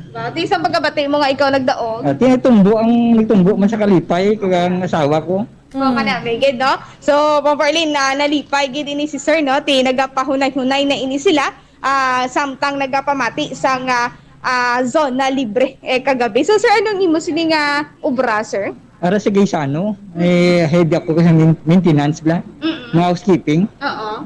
Amo nang obra ko ako ano sila sa mga Nag-manage sa manage. okay. So isa ka housekeeping manager. Kumambala naton nga ga-manage ini siya sa housekeeping sa area diri sa may syudad sa Bacolod, Bomborlin. Guys, Pila na ganing edad ni Sir? Pila edad naton sir? 51. 51. 51. Nabas kong pa Bomborlin, no? 35. Yes, Bomborlin. 51 but looking 35. Gani, Bomborlin, do ka kayang pagid si sir, no? Kung lantawon, Bomborlin. So, Bomborlin, hindi ko na pagpadugayon pa, igahatag ko na ang 500 pesos cash, no? Para may baloan man natin kung diin paggagamito ni Sir Noe, ang iya sini nga cash nga 500 pesos, Bomborlin. So, sir, una nga hatag? 100. Ika-2. 200. Ika-3. 300. Ika-4. 400. Ika-5. 500. Okay, sir, ara na sa imo mga kamot, diin paggagamito ng 500 pesos? Sa bugas ni. Yes, mga pagkaon mga iba na. Ikaw pa makal. May sobra. May sobra pa man. Okay, so ari ang iya sining 600 pesos worth of gift pack, sir. May bihon, tika ba lumagluto bihon, sir? Kusniro man ko. Bakal ka na. So, saktuhan gid bang Barley, no? May bihon diri, may sardinas. Di pwede man na sila, sir, masakot? Hindi. Ang bihon lang kayo napay. Ang bihon lang kag tinapa. Kahit hindi bang Barley, may ari pag diri mga axe, no? Kaga sanitizer, Bomborlin. So, sir, ano ma'am, bal mo, sir? Nagpasalamat ko sa Bombo Radio kag sa mga sponsor, sa tarang sponsor kag sa mahal nga Dios. So thank you gid. Sir, sa aton sini nga mga tagpalamati. Pag inagda ko na sa taga Purok Santol, ang pasakop man kamo kay para magkamuman magdaog kag pariyo sa akon bla. Nagatinguha gid nga nagapasakop sa Bombo Radio. Salamat gid. Okay. Basta Radio Bombo. Number 1. Number 1. Okay na, kay Sir Noe. So, Bomborlin, gikan diri sa Studio B, ini si Bombo Carla May Defensor para sa Pambansang Radyo ng Pilipinas, consistent overall number 1 sa Bacolod. Basta Radyo. Bombo! Madamang salamat kay Bombo Carla May Defensor with Noe Pahilagaw sa Parokal Santol, Barangay Mandalagan diri sa may syudad sa Bacolod. Tanan sining daily draw winner para sa kagabi and subong tegen claim niyang siniyang premyo. Atensyon sa mga nagahulog sang entry sa diri sa aton sining promo sa 1-2 Panalo part 20 promo ng Bombo Radio and Star FM.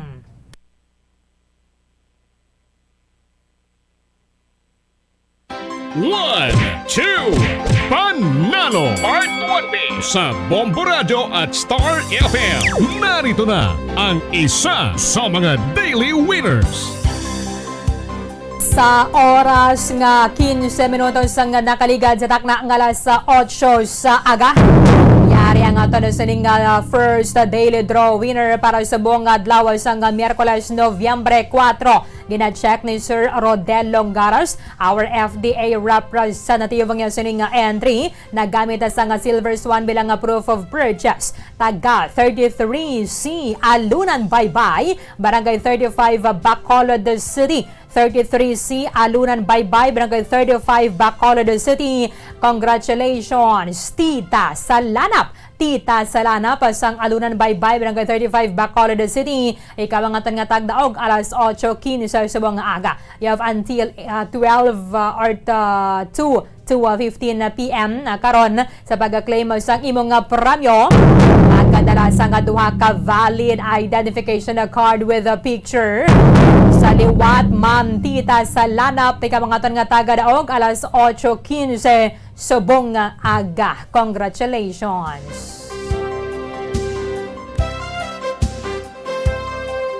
Sige, 16 minutos ang nakaligad sa takna ng alas 8 sa aga.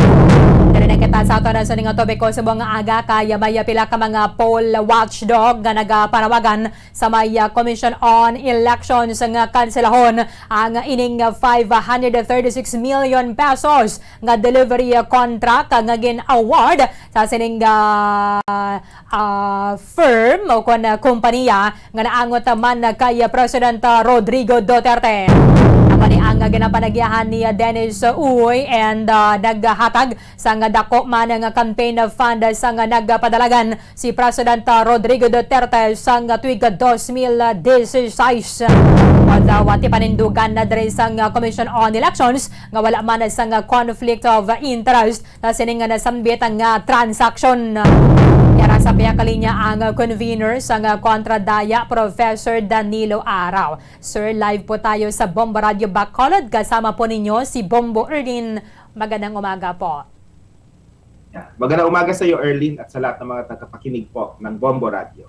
Ano po yung mga reasons ninyo dito kung bakit isinusulong po ninyo na dapat kanselahin po ng COMELEC itong kontrata with F2 Logistics?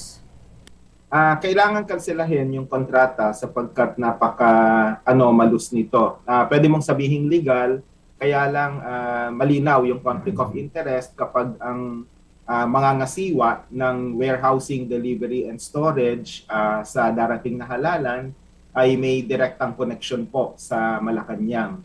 Siyempre, yung F2 Logistics hindi pa po kinukumpirma.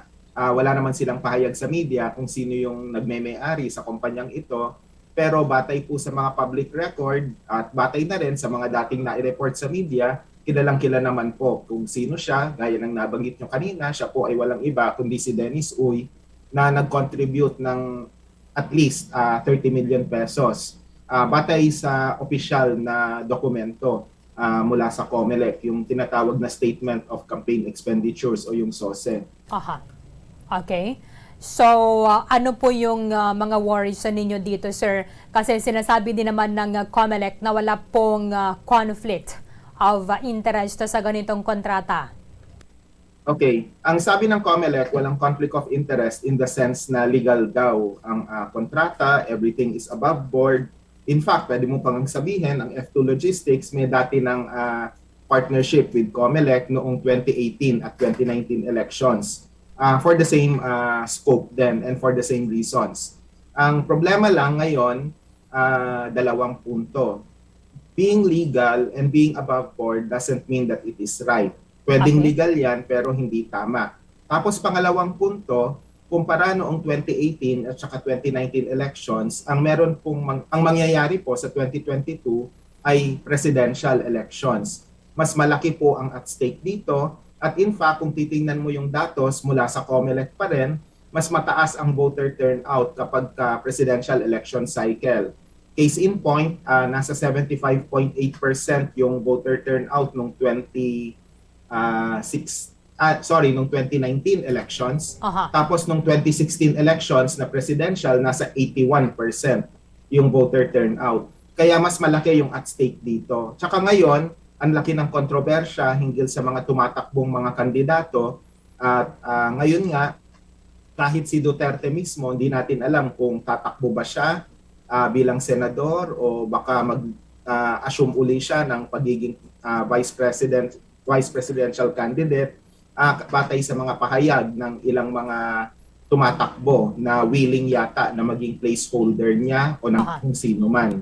So yun yung problema sa kasalukuyang setup. Kaya para mawala ang agam-agam, sana naman unilaterally mag-decide ang F2 Logistics na mag-withdraw sa kontrata, or the COMELEC should exercise enough political will to just cancel the contract altogether, kasi nga hindi lang naman kontradaya ang nagsasabing merong mali dun sa legal na transaction na yon.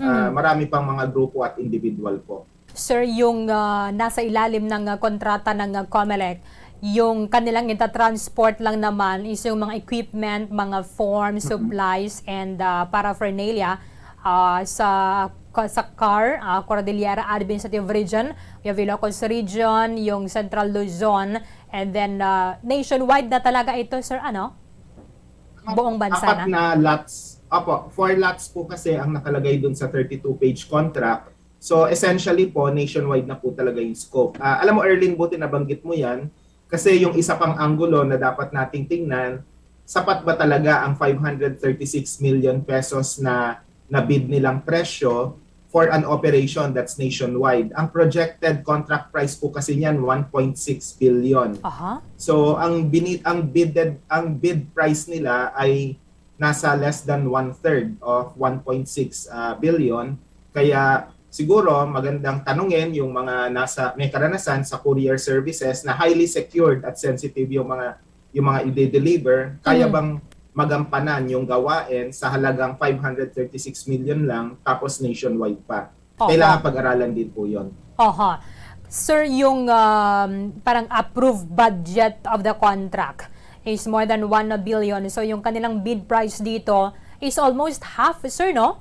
Ng amount ng kontrata, ng budget?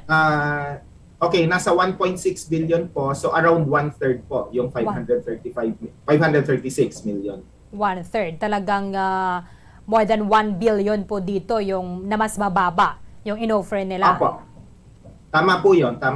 More than 1 billion po. Kaya nga kailangan tingnan din yung ganong anggulo. Kasi Erlyn, tandaan natin itong election paraphernalia, hindi lang yan simpleng parang Lala Move o Grab Delivery. Pasensya na kung nagbanggit ng produkto na parang door-to-door service lang yan. Kailangan highly secured siya, at saka dapat siguraduhin natin na walang problema dun sa transportasyon ng equipment. Halimbawa, dapat hindi masyadong maalog o hindi masyadong masira, o hindi dapat masira yung mga vote counting machine. Halimbawa, ganun din yung mga SD card at yung iba pa. So kailangan ng secure na facility talaga for warehousing and storage. Tapos ganun din po dun sa usapin ng delivery. Pero sir, sa monitoring ninyo, hindi po ba, 'di ba, marami din yung mga yung mga nag-join dun sa bidding? Tama po. Sige, magandang tanong yan. Kasi 4 na bidders po yan, para isa-isahin natin. Nandyan yung F2 Logistics na eventually yung nanalo. Nandyan yung To Go Express, yung Air Freight, at saka LBC Express. So yung F2 Logistics, nasa dokumento, public document naman na si Dennis Uy ang nasa likod nito. Believe it or not, ang To Go Express ay na kay Dennis Uy din for a time, bagamat nag-divest na siya ng kanyang share sa To Go Express. Okay. So ang isang anggulo rito, so 2 out of 4 na nag-bid po dun sa para sa makuha yung kontratang yon ay may link po kay Dennis Uy. Kaya minsan magtataka ka bakit ganun kalaki yung interest ni Dennis Uy na malapit sa Malacanang para ma-corner itong kontratang ito. Yun yung kaso lang, sir, yun yung problema sa ating Procurement Act ng gobyerno, kasi dapat yung pipiliin nila yung lowest na bid price. Okay, magandang punto po yan. Usually po sa procurement, kailangan talagang piliin yung may pinakamababang presyo. Kaya lang kailangan din, meron din tinatawag po na post-evaluation process para tingnan kung yung bid ba realistic o hindi. Kailangan maging transparent ng COMELEC bakit nila nasabi na yung less than 1/3 of the contract price would still be realistic to implement project of that magnitude. Posible po kasi para sa benepisyo ng mga tagapakinig na hindi necessarily maibibigay mo porque siya yung pinakamababa. Halimbawa ako, kung nag-bid ako na sa halagang 100 piso lang, ibig sabihin ba sa akin na automatically i-award yun? So syempre, kailangan ng investigasyon kung kaya ko nga ba o hindi. Kung hindi ko kaya, edi sa iba mapupunta. So yung ganong klaseng proseso, sana maging transparent yung COMELEC at ipakita yung actual na naging meeting nila, yung minutes ng meeting kung meron man, para at least alam ng mga tao bakit kinampihan or kinatigan ng COMELEC yung F2 Logistics sa kabila ng mga batikos laban dito. Opo, kasi meron pong post-validation, yun po yung tawag, sir, ano? After yung bidding, i-check yung kanilang financial capacity and then titingnan kung itong services na needed ng gobyerno is makakaya po nila. So, yun po yung lumabas na kaya din naman ng F2 Logistics itong kontrata na pag-distribute ng mga balota po natin, kabilang na po dito yung vote counting machines. So maliban po dito, ano pa po yung mga iba ninyong agam-agam? Kasi yung ibang mga kaalyado ni President Rodrigo Duterte are also running for the 2022 elections. Tama po yun. Kaya nga crucial talaga yung warehousing, delivery, and storage. Kaya dapat ito ay ibigay sa isang contractor na walang masyadong conflict of interest. Hindi kasing lala yung nandito, yung nung kinasasadlakan natin ngayon. Kasi ulitin natin si Dennis Uy, hindi lang simpleng negosyante yan. Siya po ay major campaign contributor. Tapos kung ikukumpara mo pala sa ibang mga malalaking negosyante, napakalaki po ng inunlad ng negosyo ni Dennis Uy mula pa noong 2016, mula nang naupo si Duterte. Pwede mong sabihin, kasi magaling siyang negosyante, magaling siyang magpagulong ng pera o magpaikot ng pera. Pwede yon, sige. Kaya lang, hindi mo pa rin maitatatwa na siya ay major campaign contributor pa rin. So, kumbaga sa research, kung titignan mo yung causality ng pagbibigay niya ng 30 million pesos versus yung paglago ng kanyang negosyo, so parang ano ba yan? Return on investment ba yan? Dahil ang nakaupong Pangulo, kaalyado niya. Tsaka tandaan natin, hindi lang F2 Logistics ang controversial, nandyan din yung usapin ng Malampaya, at saka yung iba pang mga kumpanya niya, yung Dito, telecommunication, naging controversial din. So kumbaga ang hamon natin kay Dennis Uy, kung nakikinig siya ngayon, dapat magbigay siya ng pahayag hinggil sa F2 Logistics. Simpleng tanong lang naman Actually, dalawa lang ang tanong. Una, ikaw ba ang may-ari? Oo, hindi lang naman ang sagot yan. Pangalawa, ano ba ang interest mo at gusto mong maging bahagi ng warehousing, delivery, and storage for the upcoming 2022 election? So yun, medyo mahabang usapan pa yon. Yun po yung nasabi ninyo. Dito nga sa Bacolod, katatayo lang po ng malaking warehouse ng F2 Logistics in one barangay dito sa may Bacolod. But siguro yung dapat na sasagot din dito, sir, or questionin yung Commission on Elections. Kasi sino ba naman na negosyante na ayaw na hindi makapag-secure ng kontrata sa gobyerno? Tama po yun, the COMELEC should come clean. Gaya ng nabanggit natin kanina, malaking tulong kung maipe-present nila sa publiko yung minutes ng meeting, particular yung bidding process, yung sa Bids and Award Committee nila, tapos yung sinasabing post-validation and post-evaluation resulting from the preliminary awarding of the bidding, and then papunta na dun sa pag-finalize ng kontrata, yung 32 pages na kontrata. Sana yung minutes ng mga pulong na yon maging available po sa publiko para kung sinasabi mo na above board lahat, edi let's make it even more above board and even more transparent. Pero ano pa man, hindi mo pa rin ma-deny yung koneksyon ni Dennis Uy sa Malacanang Kaya yung conflict of interest will still be there. Mhm. Pero sir, nakasulat or sumulat po ba kayo sa COMELEC hinggil dito? Okay, magandang tanong. Hinggil dito sa kasong to, hindi na po, diretso na po kami in terms of public engagement sa pamamagitan ng susulat ng mga pahayag at yung pagbibigay din ng pahayag sa publiko sa pamamagitan ng mga media platform na tulad nito. Ang karanasan kasi namin sa COMELEC, Erlene, mula noong 2007, hindi talaga masyadong pinapansin yung mga sulat namin sa kanila. Nakailang sulat na kami pero hindi naman sila sumasagot. Yeah, exactly. Deadma lang. At saka minsan, pagka nagkakasabay-sabay kami sa mga TV at radio program o mga live guesting na yan, may engagement ng konti, pero pagkatapos noon, wala na. Okay. So, mas maganda ang public engagement sa kasalukuyang panahon batay sa karanasan namin sa COMELEC po. Pero ano po yung hiling ninyo ngayon sa COMELEC kung yung paninindigan nila wala naman conflict of interest and tuloy na tuloy po itong kontrata with the F2 Logistics? Kung talagang itutuloy ang kontrata, dapat siguraduhin ng COMELEC ang absolute transparency. Kaunting pagkakamali lang ng F2 Logistics, dapat i-call out na nila ito. Huwag tayong magpatali sa mga legal na teknikalidad ng kontrata. Hindi porke legal, otomatiko, tama na po yan. Hindi po ganon ang nangyari sa Pilipinas. Ang martial law, illegal yan.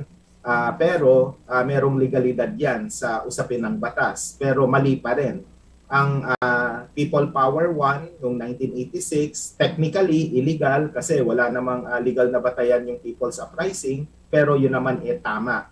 So sa konteksto po ng F2 Logistics contract with COMELEC, talagang maling-mali po yan kahit nasasabihin mong legal yan. Kung isusulong po ninyo yan, malaki po ang magiging pananagutan nyo sa mamamayan, and the least you can do is make everything absolutely transparent and call out the F2 Logistics Philippines activities kung may mali po yan. Dapat i-call out po ng mabilisan. Okay. With this, maraming salamat po Professor Danilo Araw sa time po ninyo sa amin dito sa Bombo Radio Bacolod. Good morning po, sir. Magandang umaga po. Mabuhay po. Madamang salamat kay Professor Danilo Araw, ang convener sang Kontra Daya na nagpabutyag man lang diri nga dapat kanselahon ni sang Commission on Elections ang ining kontrata with F2 Logistics. Ini nga ginapanagyahan ni Dennis Uy sa man kanegosyante nga naangot kay President Rodrigo Duterte. Na para sa ila timayaran sa conflict of interest sa nga nasambit ang kontrata. Karon si Dennis Uy kag President Rodrigo Duterte tinga ang ginatutukan na giniabi sa mga poll watchdogs ang ila nga kontrata with the Commission on Elections. Naging panindugan man diri sang poll body nga wala sang dapat kangawan because nga naglabay ini sa hustong proseso. Nag-join naman na dre sa may bidding ang F2 Logistics upod ang LBC Express, ang Airspeed International, and then ang To Go Express Incorporated. However, tiamo na yang yara sa may patakaran sa gobyerno sa idalom sang Procurement Act nga dapat ang pagapilion amo ni ang nagahatag sang lowest responsive bid. For example, kung ini nga kontrata, ang approved budget of the contract is 1 billion and 61 or 600 million pesos. Kung mayaraman lang yan dara nga makatanyag bala sining serbisyo o kung baga-offer sa nga bid nila, pag-submitter nila sa nga bid documents na kabutang nga dira nga mahatag ni nila ang ining serbisyo sa kantidad lang yang 600 million na pesos kundi mas makaginansya ang gobyerno makatipid sa nga 1 billion. Iban na dira depende man na kung ang iban nga mga kompanya nga nagawpod diri sa bidding isalumon man to nila ang ining presyo nga ginatanyag sa mga kompetensya nila. kon na wala ang pilion na gid sang gobyerno, amon ni ang nagatanyag sang lowest responsive bid. Abisar pa nga di sa bidding process. Mayroon dira sang post-evaluation, mayroon sang post-validation kung bala atong financial status, kung financial capacity sang sining kompanya nga nag-join na diri sa bidding process ang indeed makasarang gidman. Para nabi sa ilan dira nga paid up capital kung ining ginatanyag dira o kung ining serbisyo nga dapat mahatag sa gobyerno is masarangan nila nga pondohan. Tidri, siling sang Commission on Elections gina-reject ni namon ang ini mga akusasyon nga timayara sang conflict of interest sa siling kontrata nga gin-award sa kompanya ni Dennis Uy nga naangot sa kay President Rodrigo Duterte sa iyang pagpangampanya sa tuig 2016. Ay naghatag rin sa lowest responsive bid ang ining F2 Logistics, which makes it qualified. Siling rin ni Comelec spokesperson na James Jimenez. Ang manikon na kaisang problema no? At sa ito na gobyerno bala, that is why ang mga serbisyo apektado because ginalantaw gidara ang pinakabarato. Napako na kayo sa mga programa, ka mga proyekto bala nga katalaklaron sang iyang completion kadugay hindi ma-meet diri ang gintalana nga date of completion sa may program of works ang proyekto because ang ginakuha man nila ining mga ugi-ugi bala mga wala man sa nga ikasarang o para nabi magapay mo sang mga taytay nga mga hindi ka man mo na bala ka mga dako ti ang ining nagdaog ginawa niya man to kapang laghap man sang iyang inugasto dira kay ini ka man mabayaran sang gobyerno kung wala pa na kumpleto. Galing kay ginasunod na to ng ining ang ining bidding process sa dalom sang Procurement Act sang aton nga gobyerno.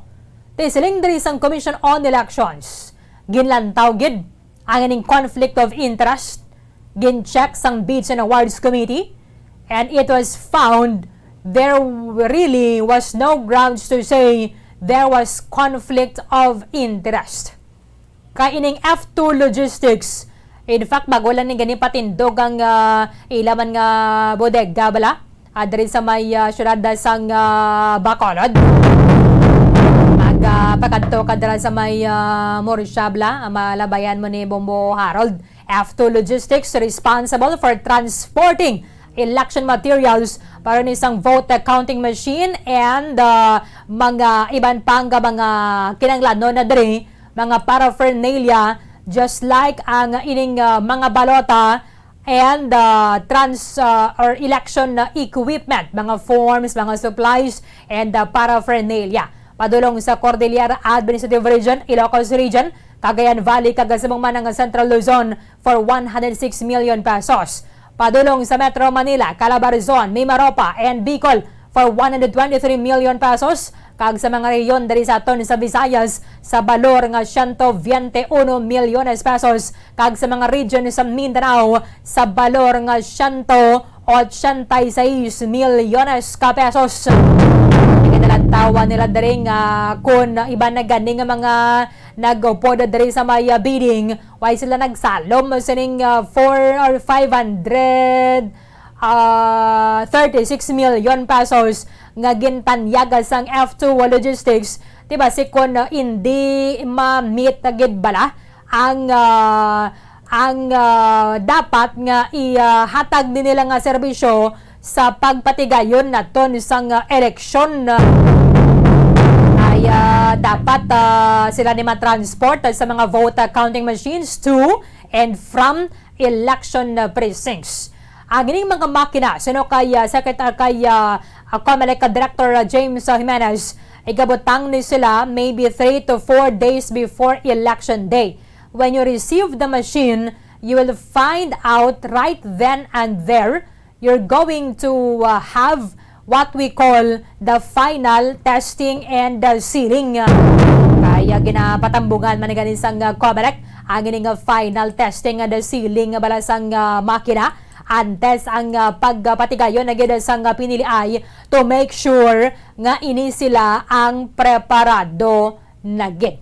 Ti ang gina-question sa karon nga ang abi amo gining kay F2 Logistics because ang ining kompanya tinaka-secure man sang madamo nga mga kontrata with the government sang time nga nagapungko sa pwesto si President Rodrigo Duterte. Sinon ni si Dennis Uy. Si Dennis Uy is one of the biggest campaign contributors ni President Rodrigo Duterte sa nagpadalagan bilang presidente sang tuig 2016, naghatag sang 36 milyones ka pesos. Si Uy ang chairman isang F2 Logistics. Ang iyang asawa nga si Cherilyn nagaserbe bilang corporate treasurer. Ang F2 Logistics is also among the subsidiaries sang Udena Corporation ni Uy Banwa base diri sa ilang mga corporate disclosures. F2 Logistics is led by its president and chief executive officer Efren Uy nga nagapungko man bilang miyembro sa board sa Chelsea Logistics Holdings ni Dennis Uy. Again natukod ni ang cargo forwarder sa tuig 2006 with Executive Secretary Salvador Medialdea nga subong temon na ni kanina nagaserbe bilang Executive Secretary na President Duterte. Ini ang kalakip sa mga original nga mga incorporators ng F2 Logistics. Base diri sa mga dokumento nga na-secure naton from the Securities and Exchange Commission.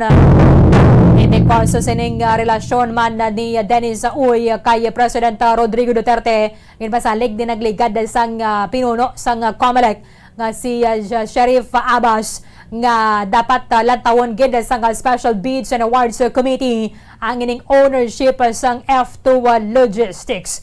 Kay nagserbe man ni bilang nationwide courier sa 2018 barangay and sangguniang kawatan elections kag naka-secure sang duha nagikan sa 4 ka mga delivery contracts para sa 2019 elections. Ikon na nagligad to sa party wala man lang sa mga problema. Ang idalaw man na to na diri nga mangin na transparent man lang ang COMELEC kay ang ining poll body sa Mauti mayraman sila sang basihan mo nga kung sino ang nagahatag sang lowest responsive bid amo ni dapat ang padag-on sa bidding process sang gobyerno. Nagligad na to manisa sa mga ginakubod ni President Rodrigo Duterte aning bidding bilang ang ginapili kanang pinakamanubo sa niyang tanyag bala o kanang bida nila nagapekto sa kalidad sang serbisyo sang gobyerno. Galing kay may kaugalingon man nga Bids and Awards Committee ang Commission on Elections. Ipinadalang kabulan subong Nobyembre 4 Nobyembre 15, bumanang mga balantayan na to na because amo ni ang period of substitution para sa mga gusto pagid nga magpadalagan para sa Mayo tuig 2022 nga pinili ay 44 minutos sang nakaligad sa takna ng alas 8 sa aga. Pagbalikan naton diskusyonan ta ining paandam kahapon ni President Rodrigo Duterte nga dagdagan sang sanction sang Department of the Interior and Local Government ang ining mga LGUs, mga local chief executives nga mayara sang kapaltahan o kon kahinay nagapabuyan-buyan sa aton nga COVID-19 vaccination na program. Kag-report ni Bombo Carla May Defensor sa pagbalik sang Bombohanay Bigdan. Bombo Radyo Bacolod. Number 1! Basta Radio Bombo! 1, 2, Panalo Part 1B sa Bombo Radio at Star FM. Ito ang isa sa mga nanalo ng Daily Prizes. Ako si Rosalinda Pritos, taga Barangay 16 Purok Boulevard. Nagdaog sa 500 pesos. Kag 650 pesos worth of groceries. Nagapasalamat ako sa Bombo Radio. Kaya bisan sini nga kapigadohon nakadaog ako. Pagagamiton ko sa sulod balay kag ibakal ko pang sudan. Kag nagapasalamat ako sa mga staff sa Bombo Radio. Kag bisan sa pandemya, ginapasalamatan ko ang Bombo Radio radyo kay ini makabuligid sa panimalay ko. Kag nagapangabda ako sa wala pa naga-intra na kamo. Nagapanilhig ako sa downtown, DPS, street cleaners, gabihan. Gapasalamat ako sa Bombo Radyo kag sa mga staff. Kag pangagdagid ako sa mga kaupdanan ko nga maga-intra na kamo kay bisan sa ini nga gamay lang nga makabuligid sa aton. Basta Radyo Bombo, number 1. Number 1 ang Bombo Radyo. Basta Radyo Bombo! Nakahibalo-bala ka mo nga sunod sa latest statistics ng World Health Organization o WHO nga kapinakaroon sa 800,000 ka mga tawang nagakapatay kada tuig bangod sang paghikog. Kag ang suicide among isa sa mga leading causes sang kamatayon sa mga pamatanon nga nagapangidaron sang 15 tub 19 anyos. Paano naton mabuligan ang aton mga teenagers in distress o kung mga pamatanon nga makabig suicidal? Yari ang pila ka mga tikang mangin sensitibo sa mga tawo nga ginaduhaduaan nga may plano nga mag-suicide. Kung may maobserbahan o kung makitaan nga mga senyales, hindi ni pagbaliwalaon nilabi na kung makitaan nga depress ang pasyente. Maghatag sang panahon nga kamustahon ini, istoryahon kag pamatian kung ano ang mga hibubunot sini kag kung ano ang mga yara sa balatyagon sini. Listen non-judgmentally. Kung masanag ang senyales nga may plano ini nga utason ng kabuhi, ikaw nga nakahibalo dapat nga hindi ini pagsekretohon. Mangayo sang bulig ilabi na gid sa mga ginikanan sini. Hindi pagbayaan ang natungdan nga nagahisahanon and seek immediate support from health services. Suicide is preventable. Magmangin sensitibo kita sa atong isig kapareho kag handa nga maghatag sang panahon kag bulig kung ginaginahanglan. Mga kabombo, yari si Monsignor Felix Pasquin sang Our Lady of Candles Parish Capitol Heights sa iya imbitasyon sa pag-upod sa Santos nga Misa live sa Bombo Radyo. Sa aton mga kabombo, tungod sang pandemic COVID-19, ang aton nga mga tumuluo, labi na gid ang mga senior citizens kag ang mga kabataan nga alangon pa. Pangabay nga hindi mag-intra sa pagtinipon-tipon. Kag isa na dira amo ang pagkadto naton sa simbahan sa pagsimba. Apang kamo makasimba gihapon, makapasalamat ka makadayaw sa Dios, makapangamuyo. Pinaagi sa aton Santos nga Misa online sa Bombo Radyo Bacolod. Nga aton ginahiwat kada alas 6:30 sang aga. Ini sa liwat ang inyo alagad, Monsignor Felix P. Pasquin, nga padayon nga nagaagda sa inyo. Sa pag-upod sa aton Santos nga Misa sa online sa Bombo Radyo, kada Domingo alas 6:30 sing aga. Madamo gid nga salamat.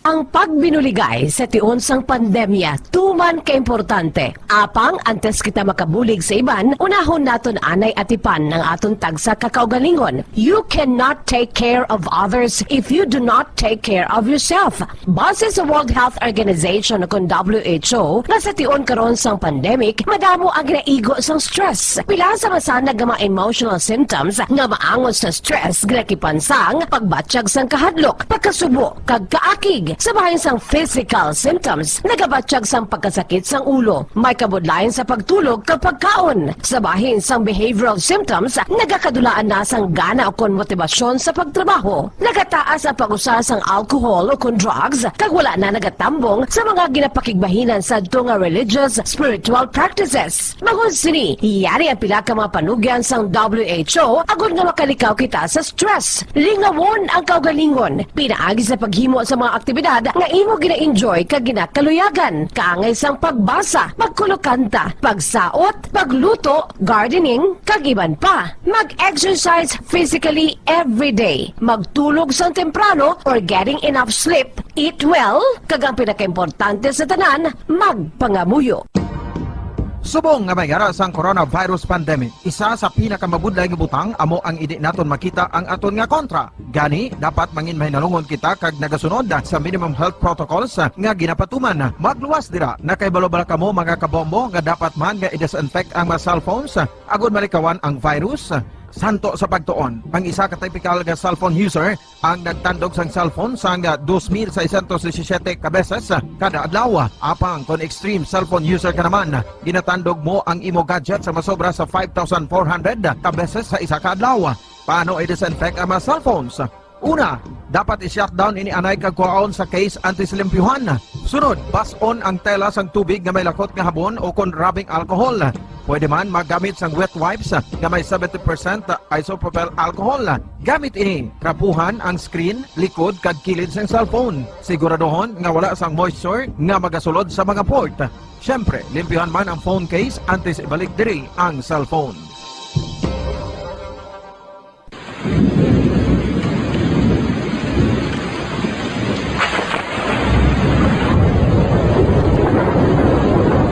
Tiempo tigululan na naman mga kabombo. Ang ikayong lawas ng tanan aton gid halungan. Gani likawan nga mabasa sa ulan agud makalikaw man sa balatian. Yari ang mga bombo tips sa tingon sang tig-ulunan.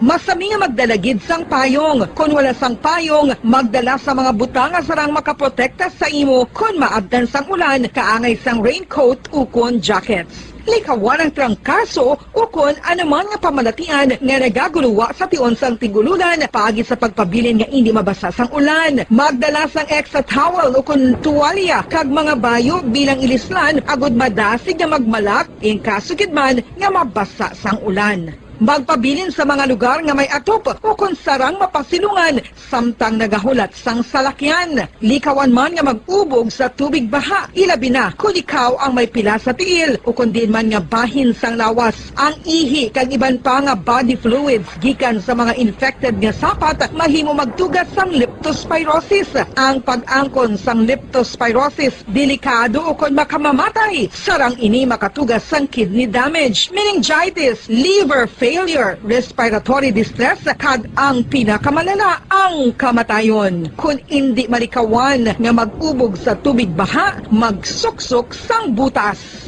Mga kabombo, ini pila lamang sa mga panumdum gikan sa Bombo Radio Bacolod sa tingon sang tig-ululan. Para sa Pambansang Radyo ng Pilipinas, consistent overall number 1 sa Bacolod, Basta Radio, Bombo!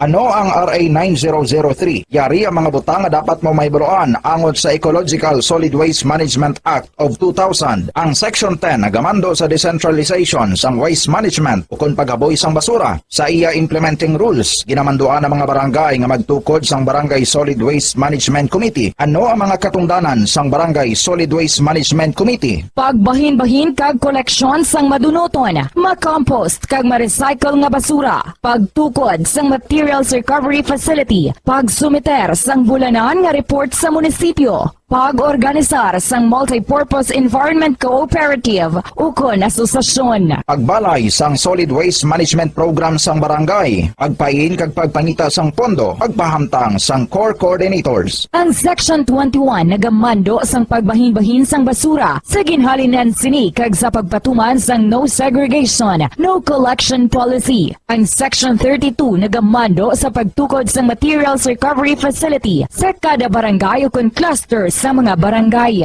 Sandig naman sa citizen suit provision sa Section 52, may gahom ang sinuman nga magpasaka sang kaso sibil, kriminal o kon administratibo, batok sa kay sino man nga nagalapas sa mga provision sang layi, napaslawan sa pagtuman sa ginamando sang layi, kon sino man nga naghatag sang mando nga nagasupag sa mga provision sang Republic Act 9003. Ginadumilian man sang layi ang tanan nga sahi sang pagsunog sang basura, mangin ang pagsunog sang basura sa ugsaran. Ginadumilian man sang Clean Air Act ang pagpadukot sini. Yari ang mga ginadumilian nga hilimoon sa idalom sang Republic Act 9003 o kon Ecological Solid Waste Management Act of 2000 ag ang mga silot sini. Ginadumilian ang paglapta, paghaboy kag pagtambak sang basura sa pampubliko nga lugar, kaangay sang karsada, sidewalk, kanal, estero o kon parke o kon ang pagpahanugot sa sini nga mga hilimoon. Multa nga 300 pesos tubtob isa ka 1,000 ka pesos o kon community service nga isa tubtob tubtub 15 ka adlaw sa lokal nga gobyerno kung sa diin ginhimo ang paglapas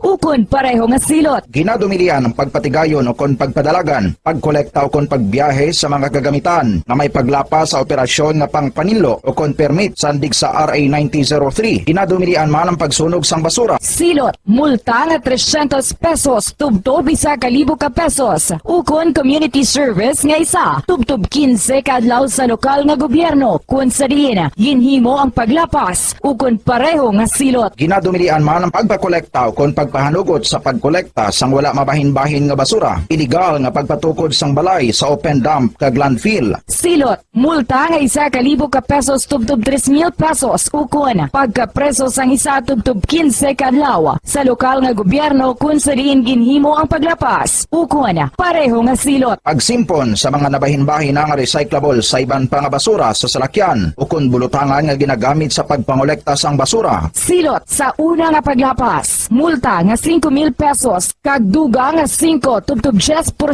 sang iya kabilugan nga kita sang nakaligad nga tuig. Magsunod sa layi, ipigan ang palibot bilang responsable nga katapo sang komunidad. Basta Radio, Bombo!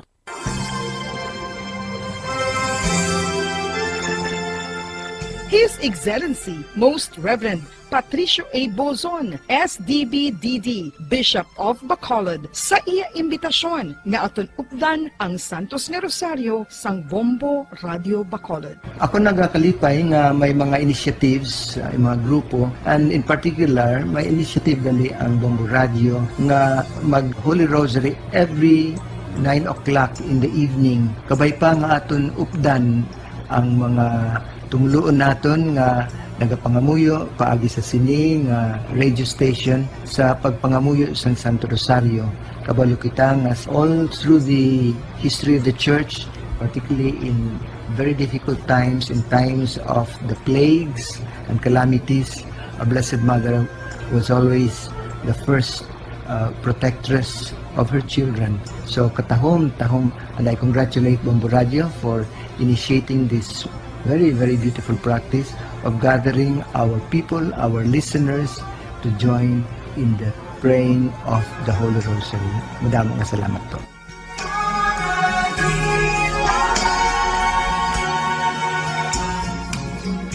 Ano ang maayo nga pamatasan? Ang mga tawo nga may maayo nga pamatasan na kay balo kung ano ang husto kag sala. Ang ila pamatasan wala nila ginabase sa ila ginabatyag, kundi ginabase nila ini sa mga husto nga prinsipyo. Bisan wala pa sa makakita sa ila. Itudlo sing maayo kung ano ang husto kag sala sa mga kabataan. Maggamit sing mga tinaga nga nagapakita kung ano ang husto kag sala sa adlaw-adlaw nga mga sitwasyon. Itudlo sa ila ang kinalain sang tampad sa indi tampad, sang matutom sa hindi matutom, sang kaayo sa kapintas. Sa ulihi, matun-an sang imo bata ang mga butang nga maayo himuon, kag ang mga butang nga malain nga hindi niya dapat paghimuon. Ipaathag kun nga ang maayo o kun malain ang isa ka butang. Halimbawa, pamangkota siya nga ang maayo gid kun tampad kita, nga maguba ang pag-abinay kun magbutig ka, nga asala ang pagpangawat. Gamita ang maayo nga pangatarungan para amat-amat mo nga matudlo sa imo bata ang husto kag sala samtang nagadako siya. Ipadako ang mga benepisyo sang maayo nga pamatasan. Mahimo ka magsiling kun tampad ka, saligan ka sang mga tawo, o kun ipakita mo ang kaayo, manamian sa imo ang mga tawo. Kadlunga ang hindi maayo nga pamatasan. Buligi ang imo bata kami responsable sa ila ginahimo. Dapat mabala nila kung ano ang ila sala, kag kun nga hindi ini maayo nga pamatasan. Hindi gusto sang iban nga ginikanan nga sawayon ang ila bata kung makasala ini, kay basi manuyahan ini. Pero ang pagtadlong sa malain nga batasan, makabulig sa imo bata nga makahana sa iya konsyensya, kag makalikaw sa paghimo sang sala sa ulihi. Pabakura ang handom sa imo bata nga himuon ng husto. Dayawa ang maayo nga pamatasan. Kung maayo nga pamatasan ang ginpakita sa imo bata, dayawa siya kag ipaathag kun nga ang maayo ang iya ginhimo. Halimbawa, makasiling ka, maayo kay tampad ka. Proud gid ako sa imo. Kung nagsugid ang imo bata nga may ginhimo siya nga malain, pasalamati siya sa pagsugid antes mo siya tadlungon. Subong nga mayara sang coronavirus pandemic, isa sa pinakamabudlay nga butang amo ang idi naton makita ang aton nga kontra. Gani, dapat mangin mahinalungon kita kag nagasunod sa minimum health protocols nga ginapatuman. Magluwas dira na kay balo-bala kamo mga kabombo nga dapat man nga i-disinfect ang mga cellphones agud malikawan ang virus. Santo sa pagtuon, ang isa ka typical nga cellphone user ang nagtandog sang cellphone sang 2,617 ka beses kada adlaw. Apang kon extreme cellphone user ka naman, ginatandog mo ang imo gadget sa masobra sa 5,400 ka beses sa isa ka adlaw. Paano i-disinfect ang mga cellphones? Una, dapat i-shutdown ini anay kag kuhaon sa case anti-slimpyuhan. Sunod, bas-on ang tela sang tubig nga may lakot nga habon o kon rubbing alcohol. Pwede man magamit sang wet wipes nga may 70% isopropyl alcohol. Gamit ini, trapuhan ang screen, likod kag kilid sang cellphone. Siguraduhon nga wala sang moisture nga magasulod sa mga port. Syempre, limpyuhan man ang phone case antes ibalik diri ang cellphone. Ang pagbinuligay sa tiun sang pandemya, tuman ka importante. Apang antes kita makabulig sa iban, unahon naton anay atipan ng aton tagsa kakaugalingon. You cannot take care of others if you do not take care of yourself. Base sa World Health Organization o WHO, na sa tiun karon sang pandemic, madamo ang ginaigo sang stress. Pila sa masanag nga mga emotional symptoms nga maangon sa stress, ginakipansang pagbatsyag sang kahadlok, pagkasubo, kag kaakig. Sa bahin sang physical symptoms, nagabatsyag sang pagkasakit sang ulo, may kabudlayan sa pagtulog kapag kaon. Sa bahin sang behavioral symptoms, nagakadulaan na sang gana o kon motibasyon sa pagtrabaho. Nagataas ang pag-usa sang alcohol o kon drugs, kag wala na nagatambong sa mga ginapakigbahinan sa nga religious, spiritual practices. Bangod sini, iyari ang pila ka mga panugyan sang WHO agud nga makalikaw kita sa stress. Lingawon ang kaugalingon, pinaagi sa paghimo sa mga aktibidad nga imo gina-enjoy kag ginakaluyagan, kaangay sang pagbasa, pagkulokanta, pagsaot, pagluto, gardening, kag iban pa. Mag-exercise physically every day, magtulog sang temprano or getting enough sleep, eat well, kag ang pinakaimportante sa tanan, magpangamuyo.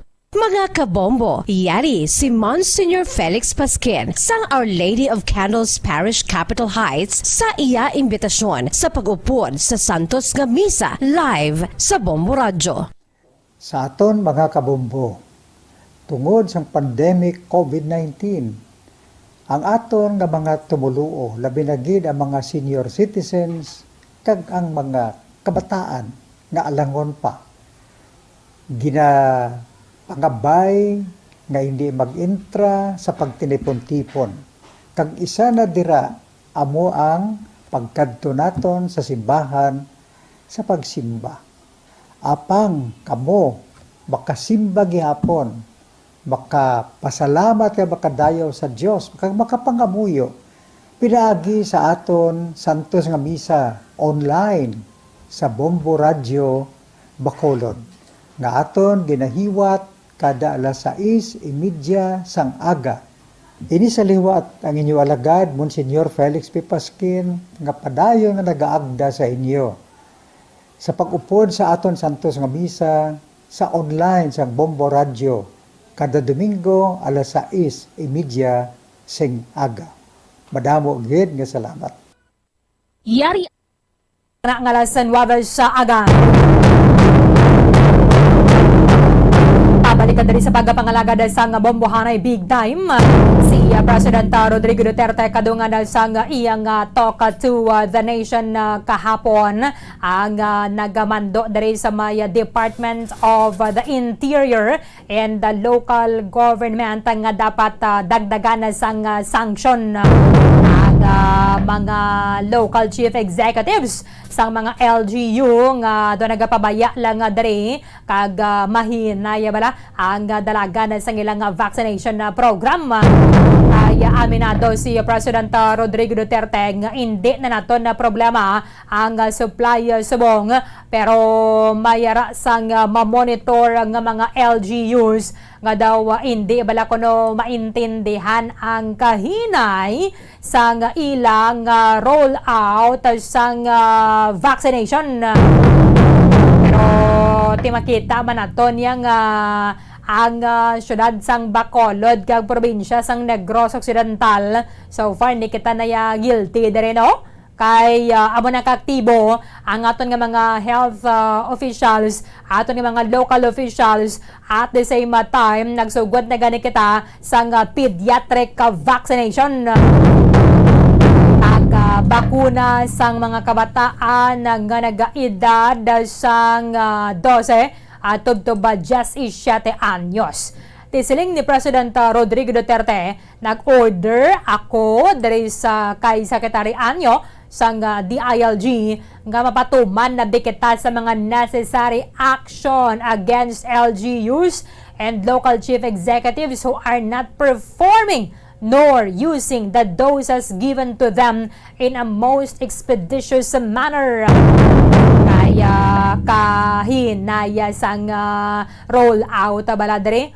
Suling niya may slow mobilization and administration of vaccines in areas outside the Metro Manila. Pero in fairness man sa iban nga mga LGUs sa kag mga provinces, in fact ang ginahinyotan ni nato na dre ang padala lang kamo dre sang bakuna bala kay ipang tublok naton. Sa buong yan, nagakambyo na gaman ang pananawan dahil sa mga kauturanta angot diri sa may vaccination kag bakuna o kanang supply naman lang ya ang problema.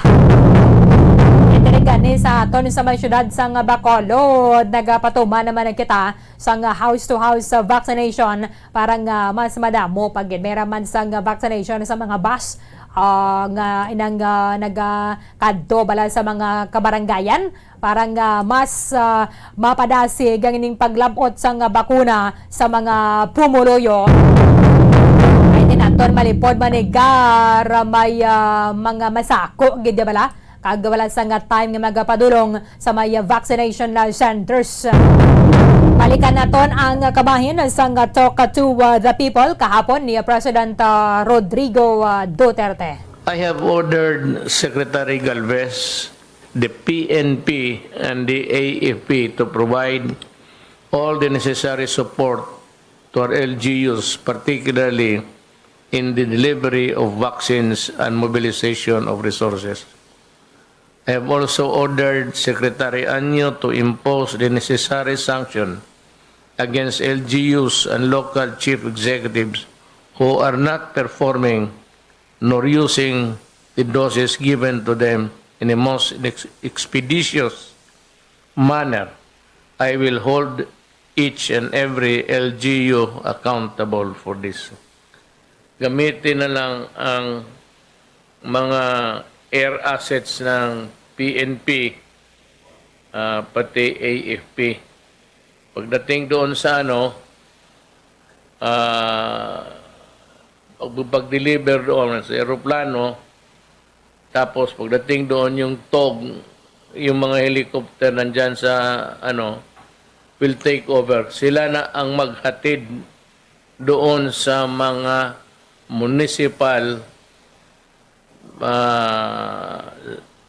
governments.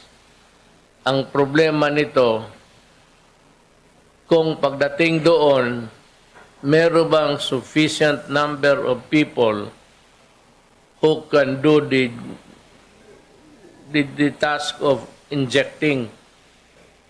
Kasi kung ito if we adapt this program, ma-deliver kaagad namin.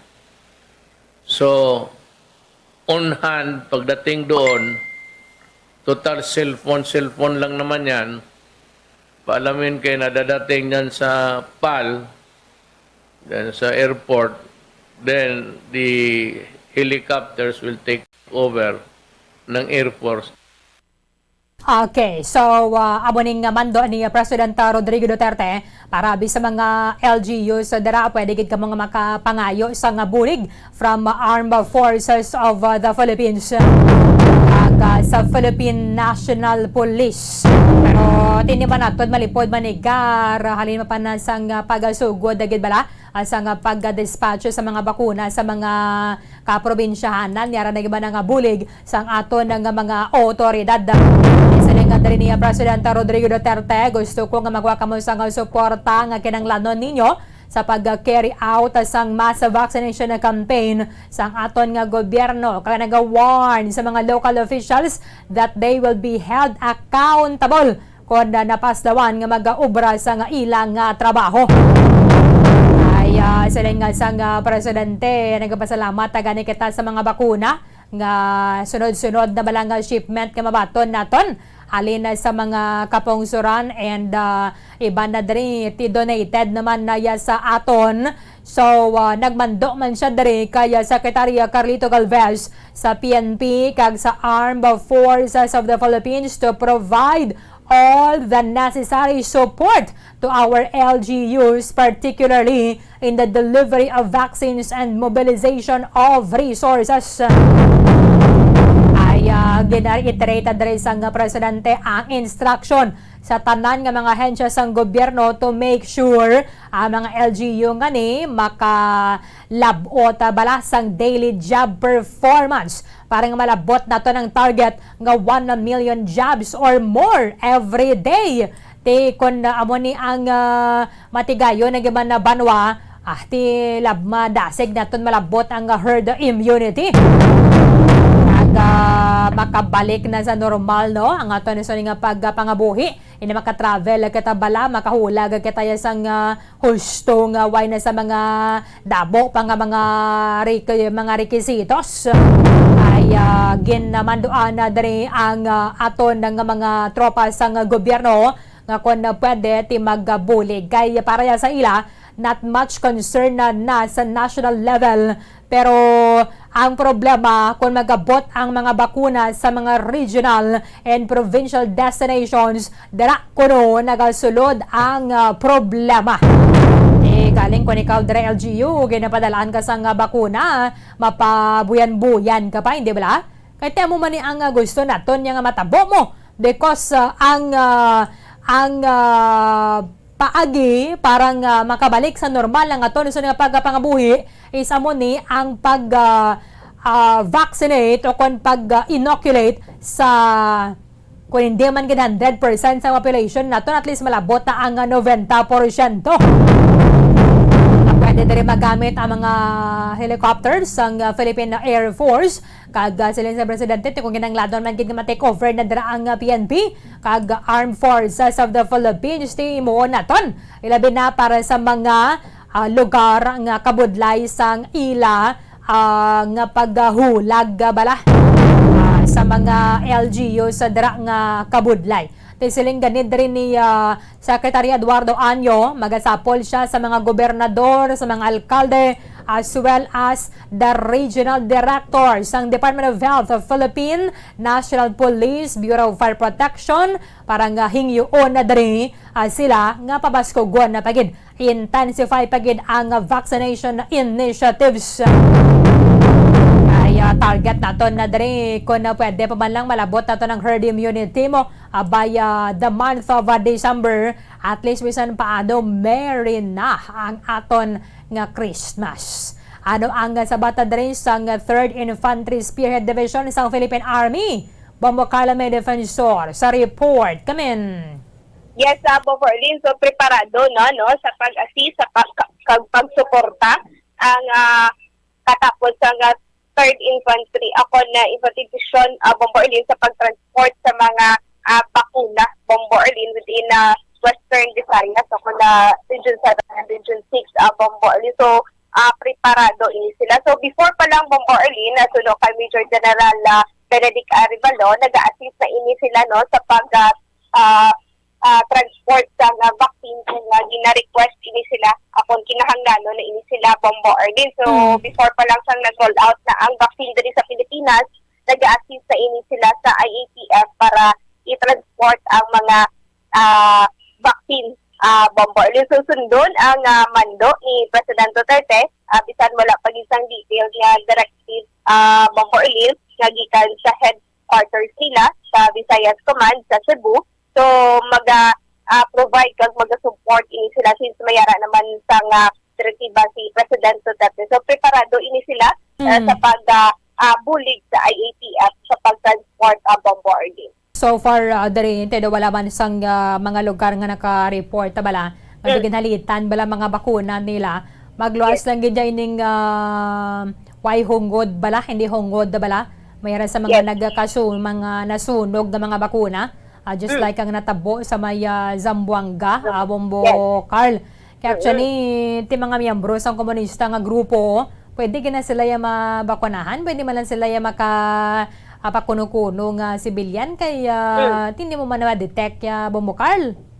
Sakto gina Bomborlin, no? Pwede gini sila sa gyapon mga pabakuna kahit madamo man sa ila ang nagapakuno-kuno sa mga syudad Bomborlin, ang iban guro sa ila gani naka pabakuna na. So ang importante diri Bomborlin nga mabakunahan tanan, kaya mo gina-request ni President Duterte nga mabakunahan ang tanan kag hindi man masayang ang mga bakuna nga nagaalabot diri sa aton Bomborlin. For example dito sa may Zamboanga, so 148,000 vaccine doses gid ang na-destroy Bomborlin sa nagaluntad na sunog. Pero kung sunog yati, sino man lang yan nagapangabay nga masunog man or may sunog abi. So kung ini para man lang sa kayuhan isang tanan, timayo man na diri kay why man sa mga nagapanghalit bala kag halin sa airport Bombo Carl, kundi direkta na siya sa cold storage sang LGU, and then for example diri abi sa aton sa province, pagkabot dira sa sang Provincial Health Office, dispatch naman nila siya dayon sa mga LGU, sila man nang nagasugat diri sa may Bacolod mo. Amo gigadi Bomborlin, no? So kung ano magid ang paghinaglanon magid ang suporta sang AFP, so ma-request lang ini sila kay ini willing gid ini sila nga magabulig sa pag-transport by land o kung mag-transport by air Bomborlin so na kaya Major General Arevalo, wala ini siya idea kung pila gikabilog ang mga air assets nga yara sa ila sining headquarters. Pero sa kung mag-request ara gid sa gilayon Bomborlin. Okay.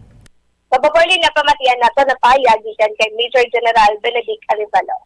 We have been doing that already, no, since early this year. Natin, kung matatandaan natin, the AFP is part of the Interagency Task Force for COVID. So, nagtutulungan naman talaga dyan sa organization na yan. And then, dahil the President is emphasizing naman yung pagtulong ng AFP, tayo naman talaga ay susuporta at we will follow that directive of the President. Although wala pa yung detailed directive coming from the General Headquarters, but normally ang procedure naman dyan, will be given directives coming from yung immediate headquarters natin, is the Visayas Command in Cebu. So we expect also that we will be provided by the necessary support by Viscom if we need to use the helicopters or Air Force planes for the transport. We will be provided since it's the directive of the President. Of course, depending on the availability of assets. And of course, doon sa atin sa tropa, kung kailangan ng mga land transport, at saka yung madali naman dito yan, maraming available yan. Tapos yung atin din Navy, through the Visayas Commandant, can also help out kung kailangan. So, magtutulong-tulungan naman talaga dyan as part of the Interagency Task Force for COVID, and with the directive of the President, yung Armed Forces will, as usual, will always follow the orders of the President, and to its intent, para matulungan ang ating mga kababayan masugpo at hindi mapalaganap ang pagkalat ng sakit ng COVID. Tutulong-tulong ang gobyerno para sugpuin talaga itong COVID dito sa ating bansa. Before sang nag-aara na ang rollout sang vaccines diri sa Pilipinas, so ang AFP sir nag-assist na sa IATF sa pag-transport, sir. When requested, we provide as part of the Interagency Task Force, pati nga yung mga pag-implement dati ng mga COVID protocols. We were very active on that. Kita naman natin sa ibang region natin, sa ibang lugar. Nagtutulungan kami kasama ng Philippine National Police. So, ito, with the directive of the President, we expect that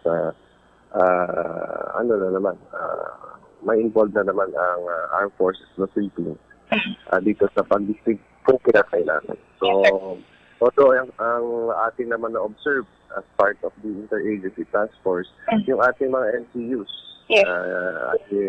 at ang ating Department of Health ay very active naman sa ganitong mga gawain at kung kailangan pa talaga ay susuporta ang Armed Forces ng Philippines. Yes, sir. So, sir, diri sir sa Western Visayas, sir, no? Pila ka mga air assets ang ari diri, sir? As of now, ang may control kasi ng air assets is the Visayas Command. Sila ang nagpo-provide sa amin. So, hindi ko kabisado yung assets ng Viscom, but meron doon sa Cebu. So, yung Cebu na mga assets natin. So, fixed wing, chapters, ayan, meron doon. Okay. So, sir, preparado ang katapos sang third ID sa pag-assist sa o kung na pag-deliver sa mga vaccine sa aton diri sa Western Visayas? Oo, basta tayo naatasan na tumulong, tayo tulong. At we'll always support the efforts of government to really help in the efforts against the COVID. Yung mga kasundaluhan dito sa 3rd Division AOR, particularly Region 6 and 7, tayo ay tuloy-tuloy na makipagtulungan sa ating mga kapwa government officials para matulungan natin ang ating mga kababayan sa kung kailangan ay tutulong tayo sa pag-transport ng mga vaccines at siguraduhin matulungan ang ating mga kababayan para masugpo itong COVID-19 dito sa ating region. Okay, Bombo Carl. Yes, Bomborling, tiyan mo ito, no? Ang pahayag kay Major General Benedict Arevalo regarding sa ila sila pag-assist, no? Pagsuporta sa pag-transport ng vaccines, Bomborling. Bisan sa hakwatan na ilang ti mabato gini kay trained na yang aton nga mga soldado mo. Yes. The more the better ang pagbulig dira bala sa pag-transport. Habisar pa nga tindi man gid na siya ng do isa ginabi ka container bla. Bombo Carl taga July man lang mga boxes man lang ni mga cold storage man lang siya sa gyapon mo ang ginasudlan bala from Luzon. Yes, ang magigani abang Berlin, no? Di pa-plastic isang air assets ni abang Berlin, mas malasig kaga ang pag-abot sa mga bakuna sa mga areas, especially sa mga area nga hindi malabot sa mga salakyan, abang Berlin, kag mabudlay, no? Maagyan sa mga salakyan. So at least may mga air assets ini sila nga pwedeng magamit sa pag-transport ng vaccine sa abang Berlin. Masabulang nga dere kay kahapon tinabuhinan naman ang aton nga mga soldado. Duwag din mga nagkalamatay, no? Bombo Carl. And then apat pa subong yara pa sa ospital kay Pilason.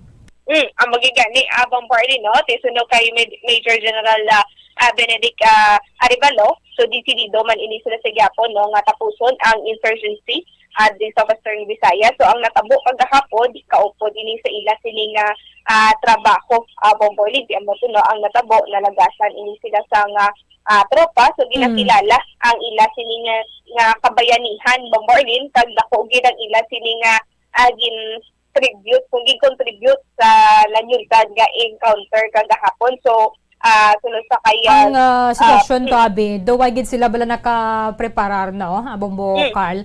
O payag kay na din ni Brigadier General Inocencio Pasaporte ngayon nag-respond dira ang mga soldado kay may nabaton nga information nga may presence dira sa New People's Army.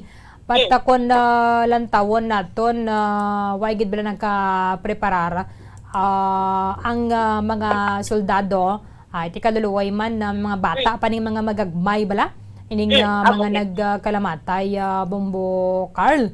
Dapat ang paglantaw naton na diri kay mante sa Special Action Battalion nga operation Bombo Carl ng sure ball gid bala. Yes. Inaya may mga nadakpan gid sila yung mga high ranking officials nagligad to sa mga ilog. And then sa Manaplato bala yaraman to Special Action Battalion, di bala? Yes, Bomberlin. At intilan gid na gusto sang Philippine Army antes maglusob bala kay ti ilan na yang teritoryo dira mo. I mean teritoryo na isang kontra dira ti sila mas nakasaulo. Ti karon kung pakadto ka palang mo ang kontra ara sa vantage point ta Bombo Carl pierde gid ang tropa sa gobyerno. Ti ba nasubuan naton kay kadugay ng inaway ini yat kung mag-issue gani statement ang official sa Philippine Army nga dapat na pupulbuson gini o buson gini mga miyembro sa New People's Army, suli ang nagkakatabo kay sila ang nagkakalagasan, which is unfortunate because ara ang tanan nga asset sa aton nga tropa sa gobyerno. Abogin nga ni Bombo Erlin, no? So kasulugid Bombo Erlin, no? Nga sunod man sa aton sining information nga nakuha, dutay na lang gid no ang nakakuha nilang information nga dutay na lang gid ang nagaupod no sa mga NPA, pero sa Yapon nagkatabo sa Yapon ng encounter Bombo Erlin. Amogid tikon jutay na lang perisan nila why na sila sobra 50 anyos ang existence nila Bombo Carl. Ti dapat dira pa lang sa kalawigon na nisang pag-exist sang New People's Army, dira na magkakuwatan ni bala palanggiran ang Philippine Army nga hindi sila basta-basta. Hindi ka man na sila na yung bisa ng subay gani kwanon mo lang ibubuan mo sang mainit nga tubig bala sa ginaisaran nila may yun ang kakabuhi man gyapon kano pag nga tawo ni sila kag trained sila sa inaway sa jungle war Bombo Carl. Ti dapat mahula gid sang gusto ang mga miyembro sang Philippine Army. Kaya basta gani mag-issue statement si Brigadier General si Major General Arevalo bala nga pangubuson tani mga New People's Army sigurado pagkabwas sunod nga adlaw may nagkakapatay gid sila yamo. Amo nang masubo. Yes, mo gina pinaka masubo pero sa gihapon na Bomberlin positibo ini sila nga maging madinalag ko na nila sila nga pagtapos sa insurgency diri sa Western Visayas Bombo Erlin kaga ini no gina pa-expectar ini nila kay bangod nga malapit ang daan ng eleksyon kaga isa sa mga puno o kon ninuno sa NPA Bombo Erlin amo ang napatay so basi kung palos ini sila Bombo Erlin so dapat mangin Kaoris. Yes, Kaoris so dapat mangin doble ang pagbantay kaga mangin porsigido gid o kun porsigido naman ini sila Bombo Erlin kay timbangod man sa natabo no sa mga napatay so porsigido kapakita man nga porsigido ini sila sa pagtap na sang insurgency diri sa aton nga lugar Bombo Erlin. Kuotay niya be ang hampang diri Bombo Carl do para na bala mangukot kabala sang itlog sang manok sa imo tupad balay to hindi ka na naya manugid kuta na lang da. Pero kung mga ambal ka payat, syempre makapreparar na yung kontra mo. Ti dari basi kung kaysa dan ginang handom kag dumot kina nila nga makapatay sang soldado. Batian nila darang tino may pamahog naman na sa ila ang ilang ultimate goal na dara Bombo Carl nga makabalos kag sila gid makauna. Takbo gina Bombo Erlin no. So mo pala ang gina strong pagid sang atong sini nga EFP no nga matapna kag mauntat ang extortion diri sa aton Bombo Erlin. Sige. Bombo Erlin napamatian nato ng pahayag gikan kay Major General Benedict Arevalo.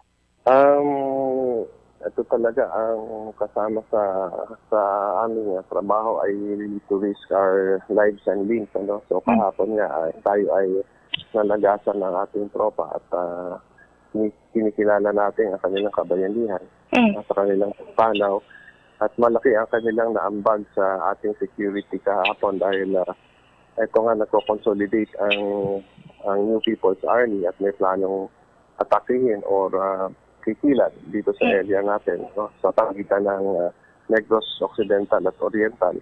At ito nga yung pag-encuentro kahapon ay napigilan ng ating tropa pag-atake. Posible dito sa road construction dyan going to Occidental to Oriental. At ang planong pag-ngikil sa ating mga kababayan dahil na rin malapit na rin ang pang-eleksyon ay inaasahan namin na magpapakita sila ng gilas para ang kanilang extortion scheme ay mapalaganap na naman.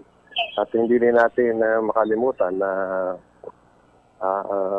sila ay nalagasan ng kanilang mataas na leader at gusto sana nilang bumawi talaga dahil sa pamamagitan ng pag-atake sa ating mga kasamahan o sa kapulisan. Pero ito ay hindi nangyari dahil natuntun nga ng tropa ang kanilang lokasyon kahapon. Although naging intense ang bakbakan, ay tayo nga ay nalagasan.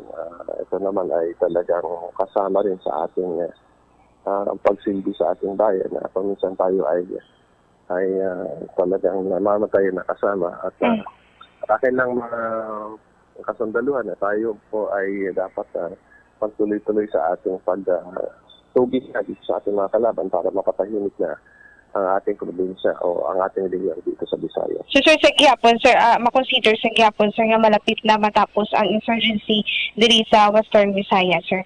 Bisan pa sir nga sa natabo kagahapon sir. Ang ano naman natin ay talagang pinapakita na talaga tayo desidido na sugpuin sila. Kaya kung ano man ang reports na ating natatanggap ay ina-actionan natin. At palakit nga ng ating pag-action ay kung minsan tayo nalalagasan ay yun ay nagpapakita na tayo talagang desidido na sugpuin ang mga grupo na to. Sa ating kababayan dito ay hihingi po namin ang iyong suporta para masugpo nga itong ating problema sa PPP anti-NTF at ito na rin yung sa ating COVID-19. Kailangan po ay magtulong-tulong tayo para masugpo nga itong dalawang kalaban na ating dinalabanan ngayon. Sa tulong ng gobyerno, ng pwersa ng gobyerno at ating mga kababayan ay confident tayo na masusugpo natin basta tayo ay nagkakaisa at nagtutulong-tulong. Bobo, Carl. Babarlin, di mo na, no? Sabay pa nga hindi masundan na pa kay Kasubo ini. Ayun na wat ang ini mga nagkalamatay, we extend our condolences sa pamilya nila. Pero tingnan tabo ni sa ila, siyempre sunod ka man lang yan sa mando sa imong commander mo, Bombo Carl. So, kabay pang hindi nang pasaga-saga bala sulod dayon ang mga miyembro sang militar kay isaga nagkatambal nga masugpo ng insurgency, maamo ni sa sobra 50 anyos nila nga pag-exist, hindi makama-kama ang persa nila. So, dapat maghalong gid ang aton sa mga soldado sa pagpanguna dara sa ilagid ng mga official sa bala. Kaya siyempre kung ikaw private ka, private first class, masunod ka man lang mo kung sunod ang nagapamuno. Di dapat proper planning gid. Kung ang kontra intilan mo pag nila intel to. Parang hindi gid maludsan na dre. Parang nang sigurado gid bala because with proper planning, proper execution ang mahimo sa ngaton sa mga otoridad. Tika nung pagbaton mo da impormasyon nga mayroon na dira, why katoya nakabato, nakakuha sang detalyado, gid bala, nga mga impormasyon sa ginahukmungan na nila. Tinason, lusubon mo lang to, laban-laban, tumpilak, kagid na yabong bukal.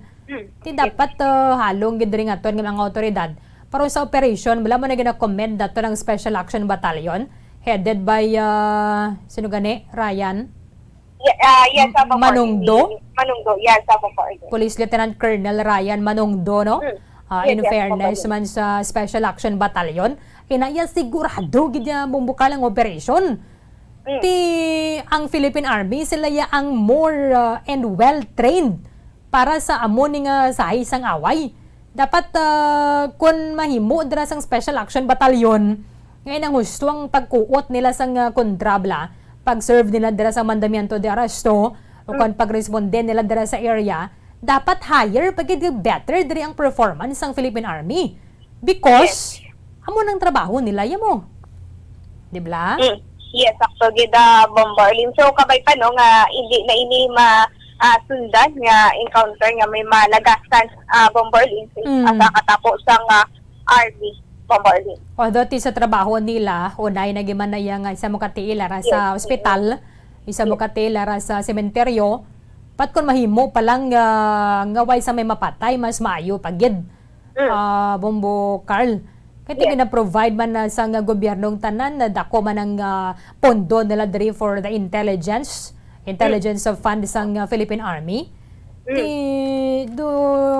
Masubuan kita bala nga sila pa ang malagasan nga sila man ang nagapandam nga ubuson gini ang mga miyembro sang New People's Army. Ending karon no gabonitor ng NPA sa ton subongo. Bombo Carl, ang monitor nila sa bukid to yumyuhom sila ya. Ano kadlaw sila yang nabuhinan na naman nila ang Philippine Army. Tingin nakabig na to yung kontra, dapat ang damo nga patay ara sa New People's Army ni sa miyembro sang mga soldado. Sakto gid akong percent nakuha na nila yan no ang information nga may nalagasan sa ila at may araman sa ila nga na dula Bombardier pero hindi pa gid kung kung pila kabinog ang lagas siya sa ila Bombardier. Kaya man atong dira sa Moises Padilla, gin finishing pagid to ya Bombo Carl mo. Amo kaluluoy bala but ti kun ikaw dira yung miyembro sang Philippine New People's Army, hindi diyan na nato niya mo na ya ang same man sila sa mga suicide attackers bala. Ang sperte ng pinangamuyo ay ng ilada antes ang pag-suicide bombing. Kaya mo ng ultimate goal na nila nga makapatay sila. Kung pwede pa man lang sa pinakamadamo, mas mayo pagid. Kung na muna ang target nila bala. So mga crowded places natin amo man sa New People's Army. Ang ilagin na yung puntariya, makapatay sila sang miyembro sa Philippine Army. Kabakuha nila dira armas, pating uniform. Amo to guro nga dong isa to napatay bla, wala na uniforme kay ubahan pa nila to. Kagagindala ang uniform. Yes, Bombardier kasi usually no, may mga uniform hindi sila yung suksok mga NPA so posible no basta inubahan nila kasi kuha ang uniforme sang armed forces Bombardier. Kung mag-operate ka, operate lang linong lang bla? Linong lang no, Bombo Carl? Yes, linong lang. Kita yan nagapati kada dali sa expertise sang Philippine Army sa mga soldado, grabe ning regards na to na sa ila. But sa paglantaw na to na dali, may dapat i-improve pagid bala. Because basta mo na bala, may mga warning buson, maubos kini na to ng tropa sang New People's Army. Laban-laban sigurado pag sunod adlaw may patay gid sa soldado. Rumugid gani Bombardier no. So kapay pa no sa liwat o kun wala na sang maliwat pa nga encounter o may malagasan sa katapos sang Army Bombardier. Sige, thank you gid Bombo Carl. Bombardier na mo yung report gikan sa Patrol in Bombo Carl Amiga sa para sa pamagsang radyo ng Pilipinas. Status all number 1 sa Bacolod. Basta radyo. Bombo. Maraming salamat kay Bombo Carla May Defensor. Minado kitang kabahin isang trabaho sang mga soldado and pagasaludo nato na sa ila our condolences sa diri sa pamilya as nga duwa ka mga nagkalamatay dira sa Maya Encuentro sa sitio Tio sa barangay Quintinremo Banwa sang Moises sa Padilla. But we are hoping and nag-expect kita diri sang mas improved pagid balang operation asang Philippine Army kay dako ini nga insulto sa bahin isang tropa sang gobyerno nga sa inyo ang mga assets yet ang malagasan ang tropa pa sang gobyerno. Ilabi na kun may mga pandam ni bala in fairness man kay Major General Benedict Carevalo kitaya minado kita nga susperte man aktibo nga klase opisyal sang Philippine Army and nakita man nato ng performance na sang nagapungko bala bilang commander sa 303rd Infantry Brigade. But kung mas pa-improve pagid nato na sir, mas mayo pagid. Kaya basta may mga warning na gani, especially sa buong adlaw may warning. O pagka sunod na yung adlaw, ang masubo na ya kaya ang tropa sa gobyerno amo na yung nagakalagas. Kung ang puntarian nato na diri nga mapapas ang tropa sa New People's Army, kasi may mo malang naton nga why sa may mapapas bala sa mga miyembro sa ato ng Philippine Army nga mabato na lang balaya sang ayuda o kun benepisyo coming from the government ang ila sining pamilya. Although aminado kita ti mga misis sa mga kabataan, doon na prepare naman para kag pamilya gid sang mga soldado nga anytime pwede nga madula sila diri sa kalibutan bilang kabahin isang pag-fulfill sa ila sa nga trabaho. But kung pwede pa man lang hindi gi mapatyan, kung mapatyan man ining kwerte gid balaya ka masandukot gid bala nga enkwentro tina mabaton-baton pa naton. But kung ang pahayag dari sang Philippine Army through the 303rd Infantry Brigade nga 5 man lang ka mga miyembro sang New People's Army ang naenkwentro dira sa may Quintin Remo, banwa sang Moises Padilla. This is somehow a big insult sa bahin sang Philippine Army because may aragid sa mga nagkalamatay. 5 lang ang kontra. 5 lang ang kontra nga mga miyembro sang New People's Army nga subong pwerte kalapad ang kadlaw nila. Ti kun maplanuhan man lang naton sa gusto before kita dara maglusob katila niya teritoryo mas maayo gid. Because with proper planning, that is proper execution. Kung nag-succeed ang Special Action Battalion sa ilang mga operation, kaya nang sigurado kag wala gid sa may mapilasan kung sino tong target nila makuha nila sa Special Action Battalion of the Philippine National Police. Why not nga hindi siya mahimo sang Philippine Army? Because ang Philippine Army naton they're more trained for the jungle war sang sa urban warfare. So kung diri nila bing at trained ang Philippine Army, ang assets naton ara ang managani pamangkod sang kadamaan nga konseryoso gid ang Philippine Army and the armed forces of the Philippines in general, hindi na ni magdangat sa 50 anyos ang existence ng New People's Army. But why? Why? Nga naglapaw sila 50 katuig ang pag-exist nila and yet subong tiara sa gyapon ang agrot nila bla sang mga miyembro sang rebelde nga grupo. Hindi pwede nga i-underestimate lang nato ni sila. Mabuya lang kita dara sang statement gati pang pulbuso ni nato ni sila. Ina yan nagatudok na sa ilayang nga paminsaron kag balatyagon agali Pang pulbuso nyo gali kami Tindara ya sa pagdumot mo na ya. Imuan na nila sa nga kaigo yang atikang. Ti plus pagid nga daan na dara ang terrain dara sa ulado nila. Sa ulado nilang lugar mo ti ikaw ya pangayaw ka lang da. Manasling lang kung pangayaw kasi sa kalugar pangipi-kipi kagidanay. Kaya basi may masalapay ka da. At iswa gani baga pang tabi-tabi kita. Tiyan mo man ni dapat sa bahin sa Philippine Army. Because pila na nigid niya kasulit nga kung mayroon sa enkwentro nang nandahamupin ka kalamatay sa Philippine Army which is unacceptable. Kag hindi ma-justify dapat ni sa Philippine Army because you are more trained, you are equipped sang sa iban nga units ang aton sa nga members of the Philippine Army, especially ang Marines naton for example, and the members of the Philippine Army na lakip kita sa mga elite forces in the world. Amo na kita ka-trained dapat ang tropa sang gobyerno. But why? Nga madamo pa ya sa mga lagas sa tropa sang gobyerno. Ngang kontra na to, ang kontra nila. Gapang agaw man lang gani armas dereo.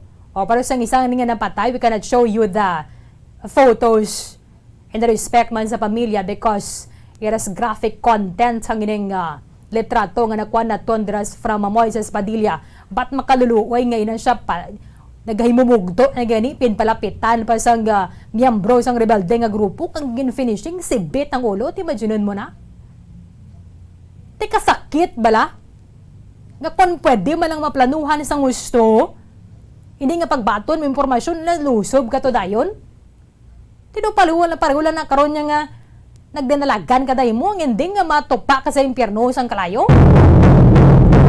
Tupa ka sa linaw bala? Nga kung we have enough funds mas-equip nga to sa nga tropa sang gobyerno, kung maplanuhan na to sa gusto, hindi nga pasaga-saga bala. Kaya nga hindi na to pwede mapakanubo lang ang tropa sang ang mga members of the New People's Army. Kung kaysa masing kapabuyan-buyan ang Philippine Army sa intel, kag sa training nila, ini sa tuman ng training nila na.